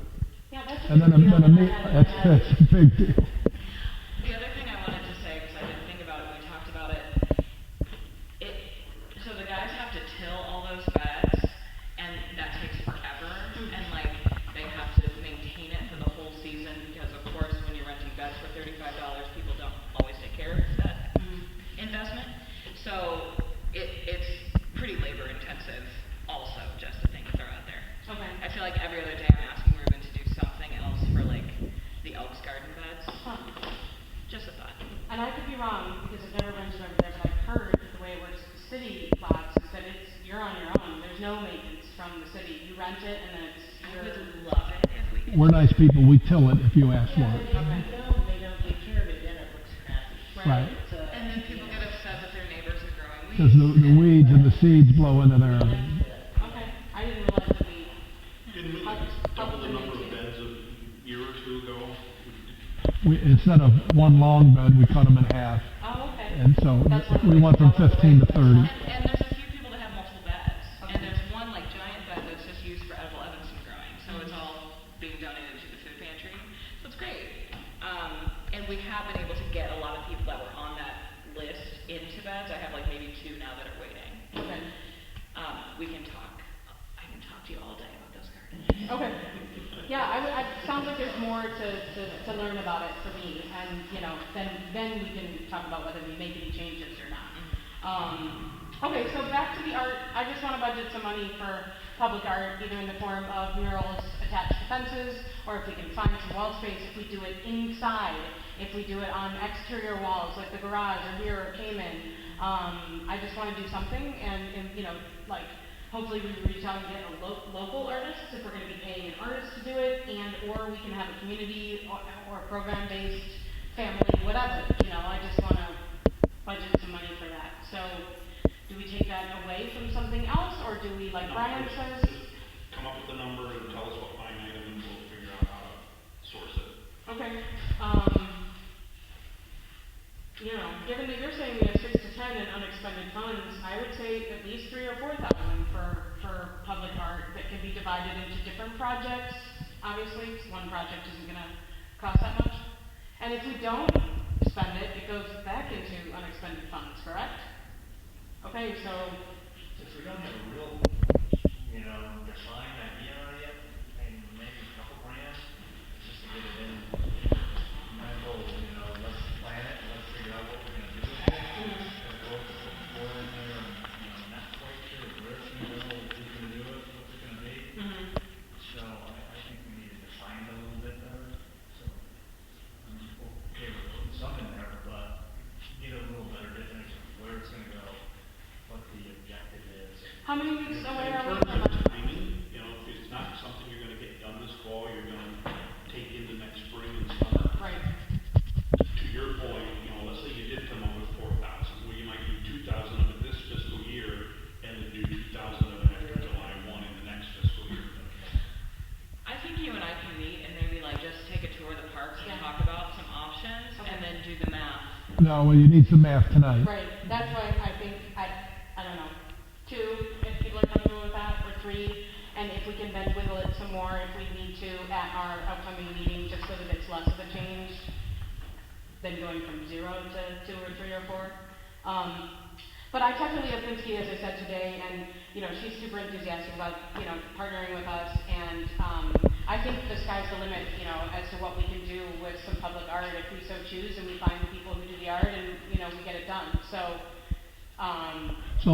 is this murals like we're actually paying people to do I mean, them? it can be whatever we want it to be, so if it's programming, then maybe that what we're budgeting for is materials, you know what I mean? And then the people who register for the programming might even pay to be part of a program, and then that's program revenue, so Yeah. that can help fund ongoing, you know. Something to think about, if that's a programmed item, then we have to pay an artist to facilitate that, because that's important. So, I don't know if that comes out of like special guest artist wages Or maybe what. it just comes out of the public art fund or mural fund that whatever we establish it as, because. Oh, like you're talking about creating a new, okay. Well, yeah, I don't know. I'm asking Jerry for some direction on that. You know, if it's a new, I think it's gonna be a new line item, right? Because it doesn't really fit into anything. If we budget for and don't spend it, it just carries over the next year. Or can carry over the next year. I think it gives us the option to spend it, but if we don't feel like we have a legit. Well, you try, but, you know, this year the weather wasn't conducive to doing anything till May. Right. And That's true, that's true. It has to be put into that line item, right? Or you can go back and. Well, it sounds like unexpended funds is a. well, so the unexpended funds would, Into that. If it came as a recreation fund, it must stay recreation fund. The 6 to 10 in unexpended funds, is that over corporate and recreation? No, the 6 to 10 is what's gonna be available in the recreation. In recreation, okay. I would go for 2,000 to be. Okay. So RA 17 will go from 36,000 to 38,000. we're doing two? Hearing? Yeah, 2. 2,000, yeah.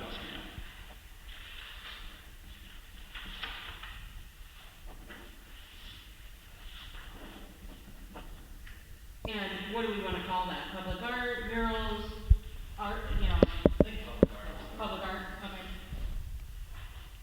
And we can just define later whether some programming comes out of that or whether we actually create programming that's just revenue generating programming. And then like any other instructor, you pay somebody to do it. Because there may be a muralist who is also totally into the idea of teaching a mural, you know, art course or something. That's the conversation I started having with Jason, so I think you and I can continue that, and maybe you can connect me with, your person. Yeah, definitely. And Jason's not around anymore to actually help us with it. Yeah. But he may have people he can refer us to too. And like I said, I know it's a muralist. And Leah, that's kind of what she does, is she'll set us up with people. So. Also, we would encourage you to reach out to the shoot fine arts program. Yeah. Yeah. And actually, I don't know if, you know. Shoot school? Yeah. I don't know if maybe there's, because Nichols is technically in the district as well, because it's right on Greeley and it's on the Ridgeville side. So I don't know if it makes sense to try to create some sort of a partnership. The middle schools, to my knowledge, are pretty distinct entities, but if we actually linked up art people at Nichols and art people at Shoot, that might be kind of cool. Yeah. You know? Okay. Okay, that is all I had to talk about in terms of better recording stuff. So we're leaving the 14K for equity work. And just like anything else that we budget, if we don't, it's not like we need to be in some big rush to spend all 14,000, but we have it if we want to use it. Okay. Better to preserve it and not spend it than not Need it have and it not and have then it. want to spend it. True. And we may well need the 14,000 because we just don't know yet. So what I'm hearing is that the general fund, you're increasing $1,000 from 339.3 to 340,300. Recreation fund, you're increasing from 445,700 to 447,700. And the capital fund, you're increasing from 10,000 to 14,000. That sounds correct to me. Yep. And then how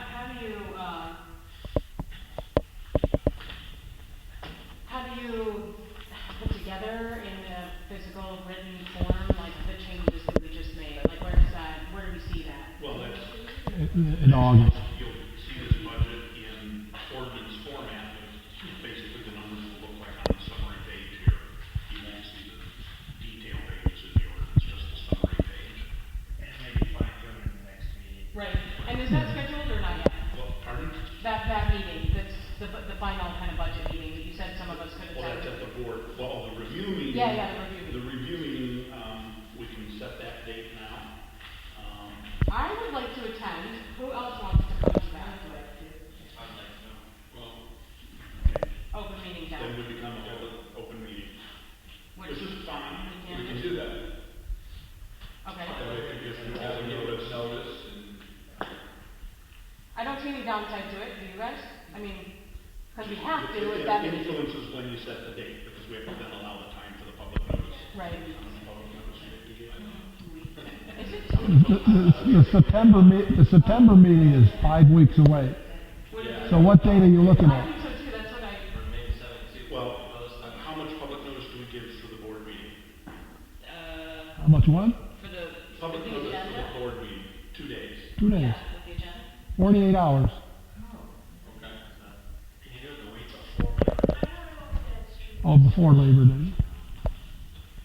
We have the book up scheduled. Okay. what did you? Well, it's gonna take me until Thursday or Friday of next week to be able to have all the financial information ready. So for me to do it early the week of the 18th, would be good. Because the other side of it is out of that meeting, we then gotta scrub the numbers and give them to Charlie so we can draft the ordinance and get that out with enough public notice before the meeting. Could you give us like the earliest date and then sort of what the latest date that would make sense is? I'm gonna say, kind of what's your calendar look like, Brian? Wide open. Wide open, okay. Then I would say I would like to aim for doing it Monday, August 19th, and make that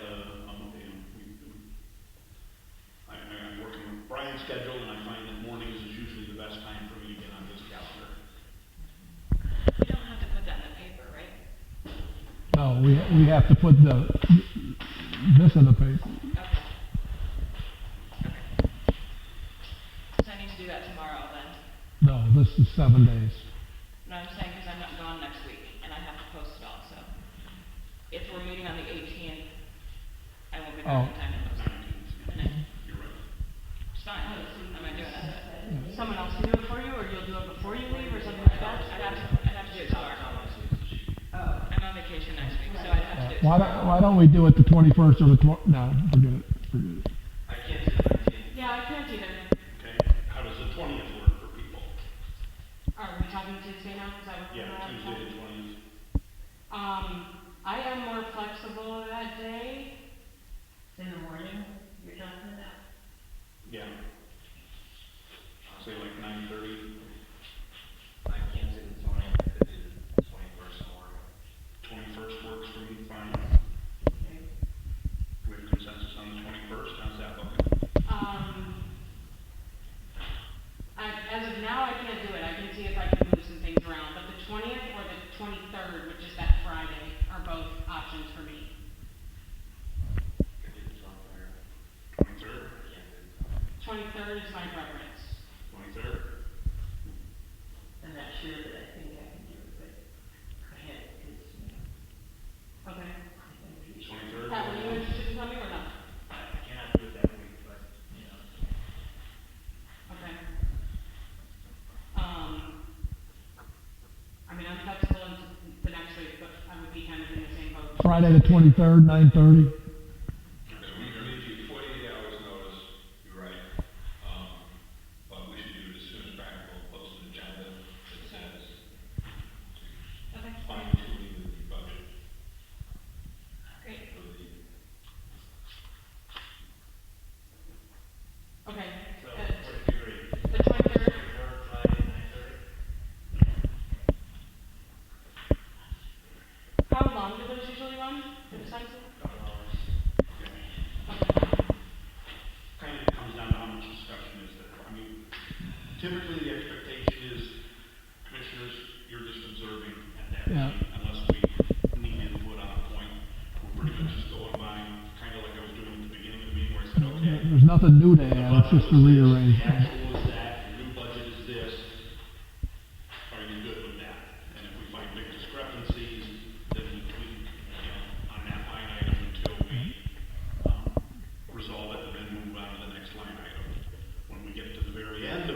process, then we look and see how do the overall totals change, how does it fit back into Exhibit A, and we get it, because all those things we tweak will knock Exhibit A out of balance, so then we get Exhibit A back into balance. Here's how much we need to tax, here's how much we're gonna be allowed to tax, here's how much program revenue we have coming, here's how much we're gonna dip into prior year funds.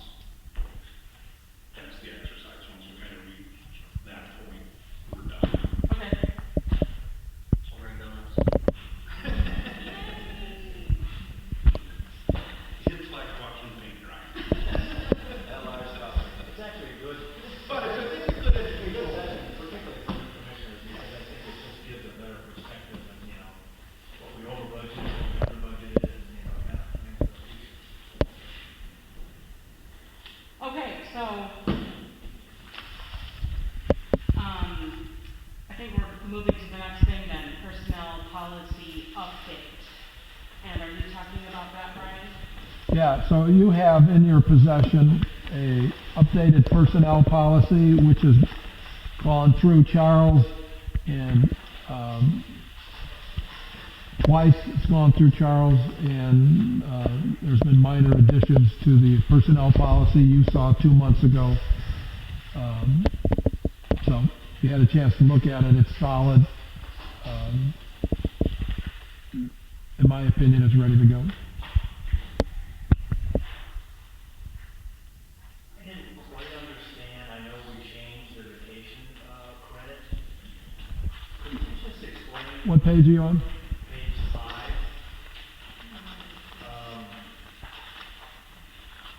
When you're here 20 years, you have how many weeks of vacation? For me? Anybody that's been here 20 years? Oh, 4. 4 weeks. Yeah, 20 days.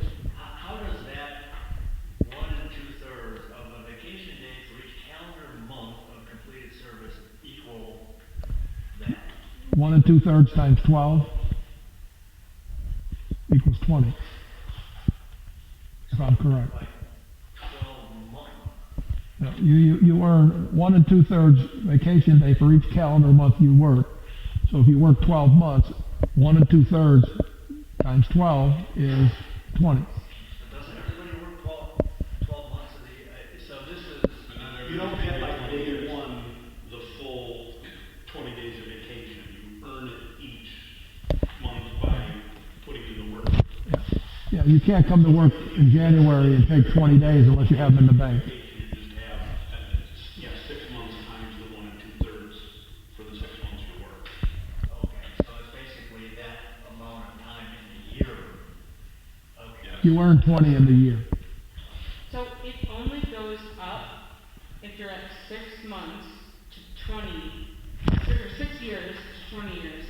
You're at a rate of 1.25 days, and then you go up to 1.66 days between the 6 years of service or more and the 20 years of service. or Right. more? So yeah, you go from 2 weeks to 3 weeks to 4 weeks based on service. Okay. When you start here, you get 2 weeks vacation. After 6 years, you get 3. You get to 20, you get 4. Plus you get 2 personal days a year, and 6 sick days.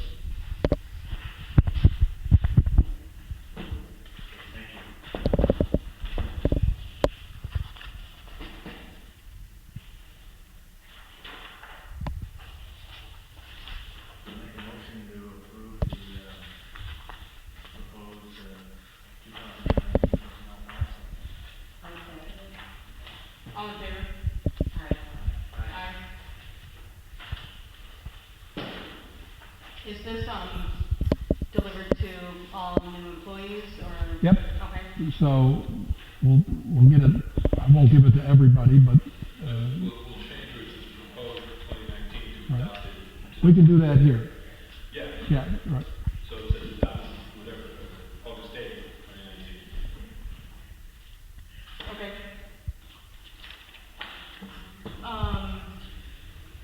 Citizen comment, timing, so, You want to, oh, okay, I'm sorry. I thought you were talking. the next item on the agenda. This was the ordinance we circulated 2 months ago, and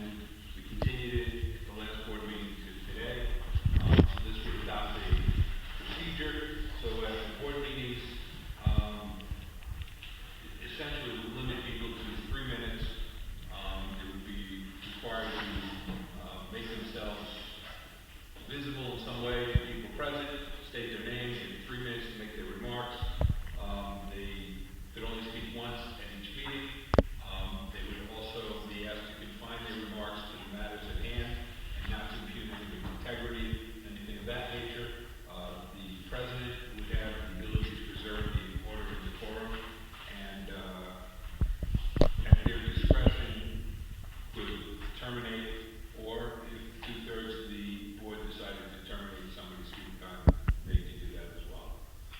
The ordinance is based on an ordinance that was considered by the Illinois Attorney General as to whether that meant muster under the Illinois Open Meetings Act.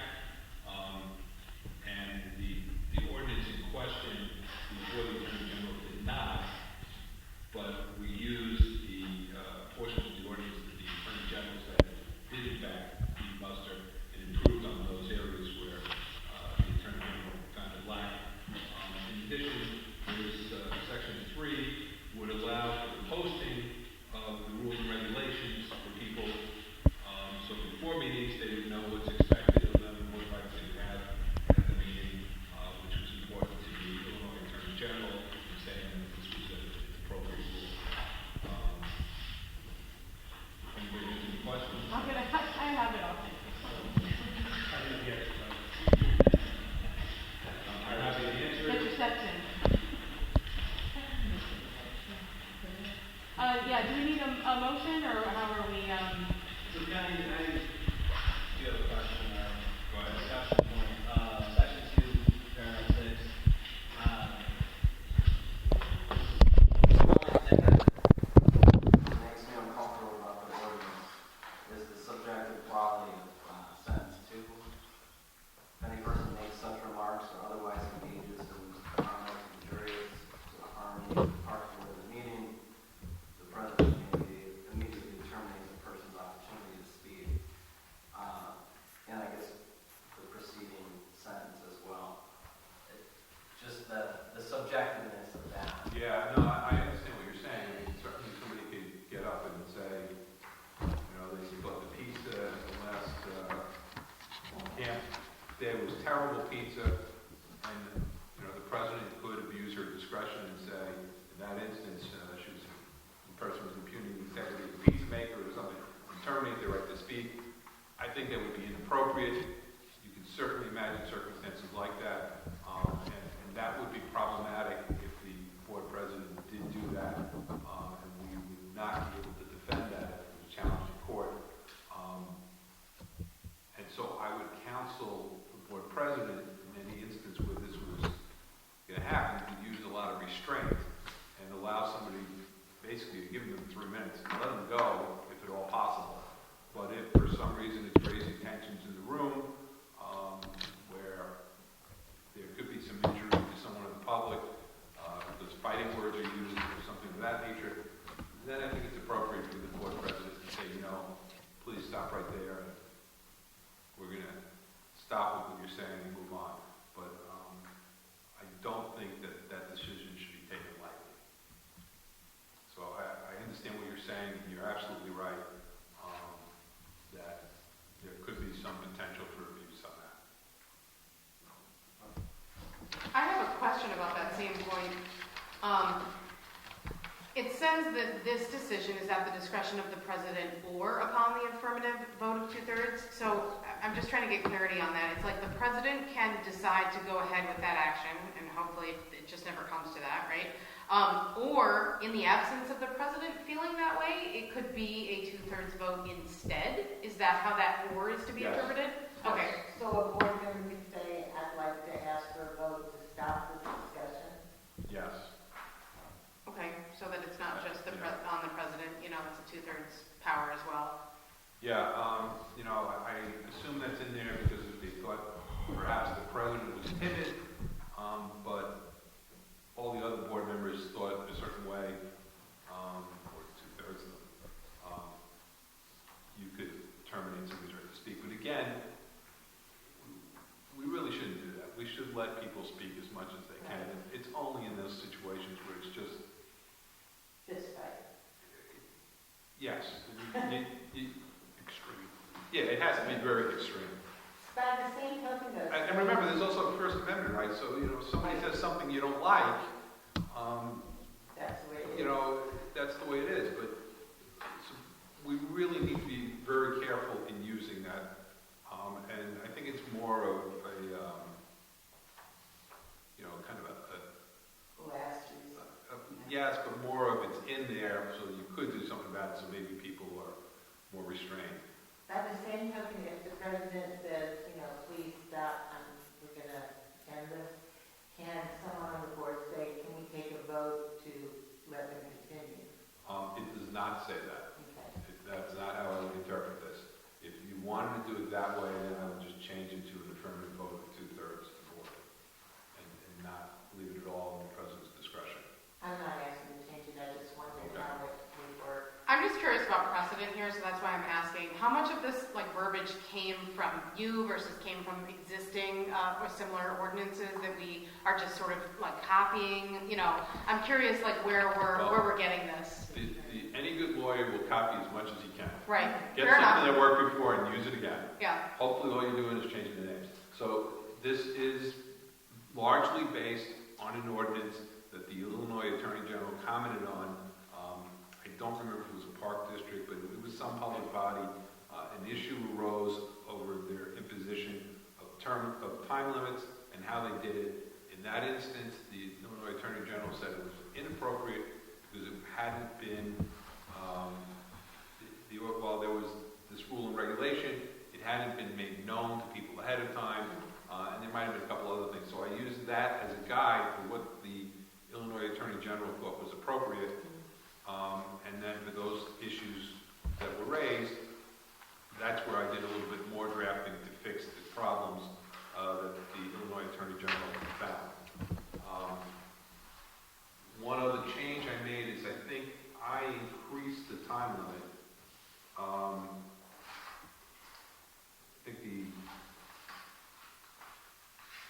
I think this is at a half hour, is that right? Yeah, I think it's 30 I think minutes. the Illinois Attorney General said 15 minutes was appropriate. Item 7. Yeah. Yeah. Well, speaking of item 7, I had a question about that too. Is the assumption here that we're preserving the citizen comments section at the end of our meetings, regardless of whether we have to actually ask people to wait until the end? Because we currently have, you know, at the beginning and the end. Are we Yes. Okay. We'd be continuing that, and if you had 20 people here and a half hour was up and you needed to get to the budget, you'd say, hey, you know what, everybody else is going to have to hold their comments to the end of the meeting. If you had a light meeting, you're in a February meeting, there's not much going on, you know, there's no reason to push, you know, 3 more people to the end of the meeting.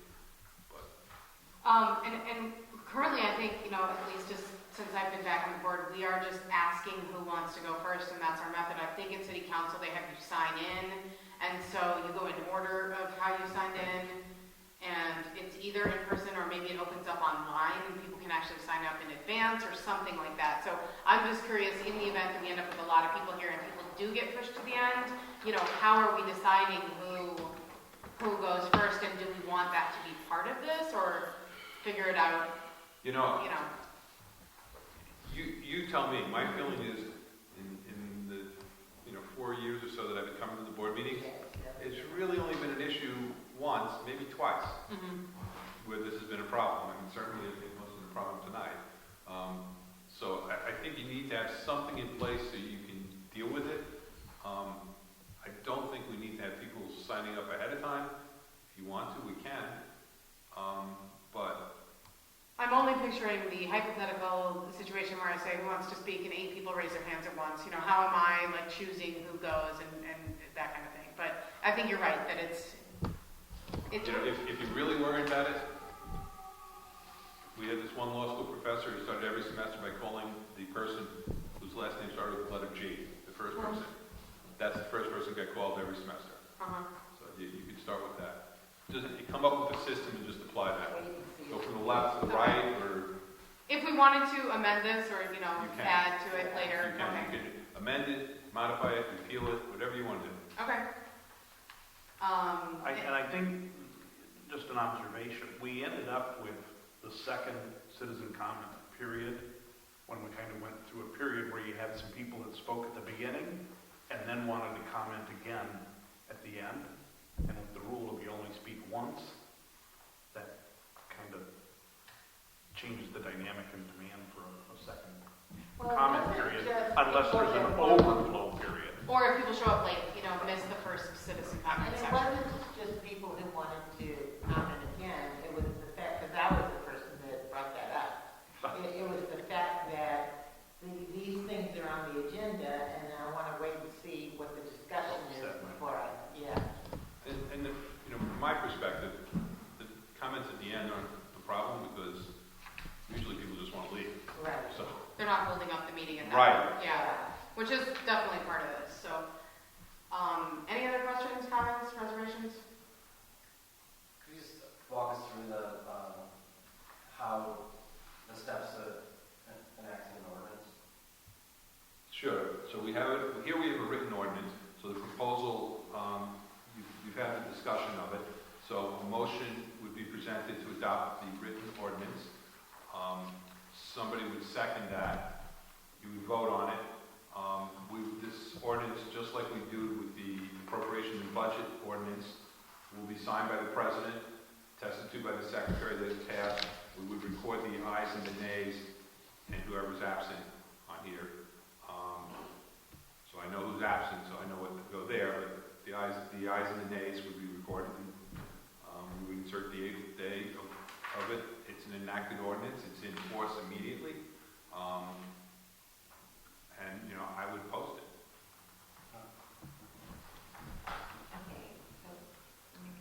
So in light of his comments and your comments, are you okay with? Okay, I'll make a motion then to accept the, Do you want a roll call vote then, so that you're organizing? Yes. Yeah, So okay. you're making a motion to adopt the ordinance establishing regulations for public participation during park board meetings. exactly. Second. All in favor? No, we have to roll call. Oh, that's right. So am I do the roll call? Julie. Okay. Commissioner Brown, Aye. Commissioner Thomas is absent. Commissioner Dean, Aye. Commissioner McCourt.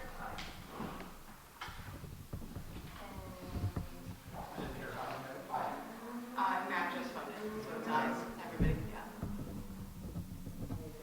And it does say past this 11th day of July, so, Well, you have an older copy. I have one that says blank date of August. okay, I'm looking at it. That's why I I'm have looking two at of them it. So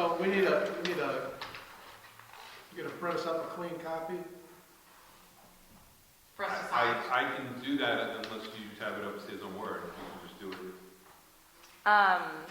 Yeah, All we need to do is remove the watermark. okay, Okay. okay. Is there a second required for that motion? I second it.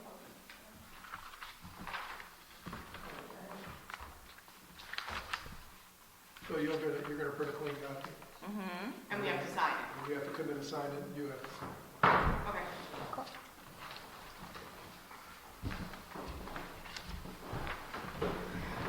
Okay, should I move on, even though they're talking about it, so? Okay. So next on the agenda was discussing recording protocol for the meetings, but we've already kind of touched on that and talked about budgeting for some other stuff. I sent Natalie some microphone options, just based on my husband's experience in radio and live music shows. He had some suggestions, and really anyone can do Googling, find this stuff. So that we'll use that as a starting point, the microphone ideas, and go from there. And we'll just talk about it again next meeting. We've got on the agenda discussing the board governance committee, but Commissioner Coyne is not here, so we just pass over that, I think. Yep.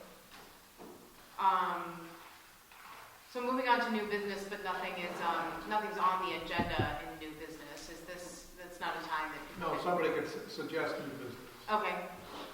Does anybody have anything to say? Okay. So, call of the commissioners, and I forget, again, is there an order, or did we go in, or is it just whoever wants to go first? Okay. I do not have anything to add at the moment. Okay. So at this point, we can open it up to citizen comment, if anybody has anything to say. I just wanted, I was interested in all these new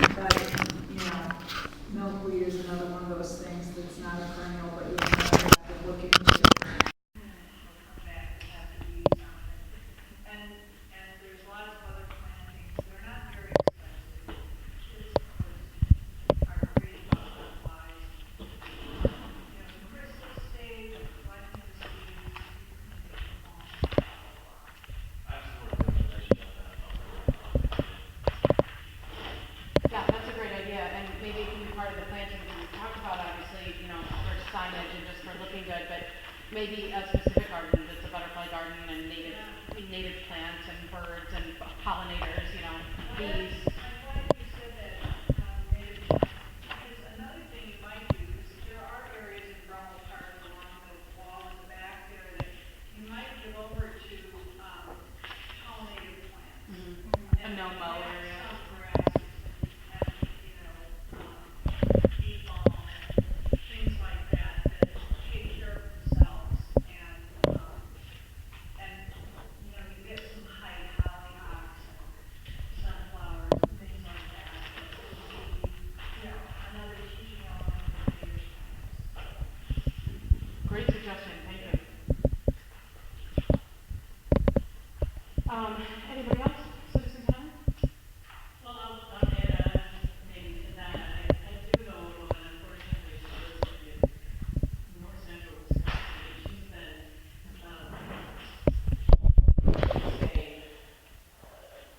going out in the woods and collecting butterfly eggs and growing them and then releasing butterflies. She's been doing it for years and years. And she did some teaching around that. And she goes into schools and shows the kids what different species look like. And I can reach out to her and see if she knows anybody in this area that does it, because she and her husband actually play with another one for that. That would be great, I was gonna she use it as a campsite. Because it could be an interesting program to offer everybody. I love it. Yeah, that's a great idea. There's all kinds of options, you know, planted stuff and programming that corresponds with the planted stuff and getting kids, you know, anyone who's never done that, it's awesome to watch them make their chrysalis and come out. And then I've also heard that you literally increase butterfly survival rates by bringing those caterpillars inside and letting them do their thing, where the robins and stuff can't just pick them off and eat them, you know? Yeah, that's why she does it, because she knows that it's, you know, she can protect them from other predators. Yeah, at first I would have thought naturally that it was more like just leave them in nature, but no, you increase their, you know, yeah.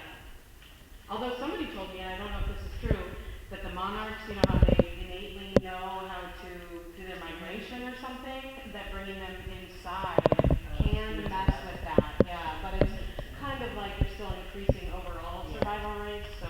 Maybe they hang out with the people, the ones that already know. And just follow their lead, yeah. Okay, so I think we can adjourn. Need a motion to adjourn.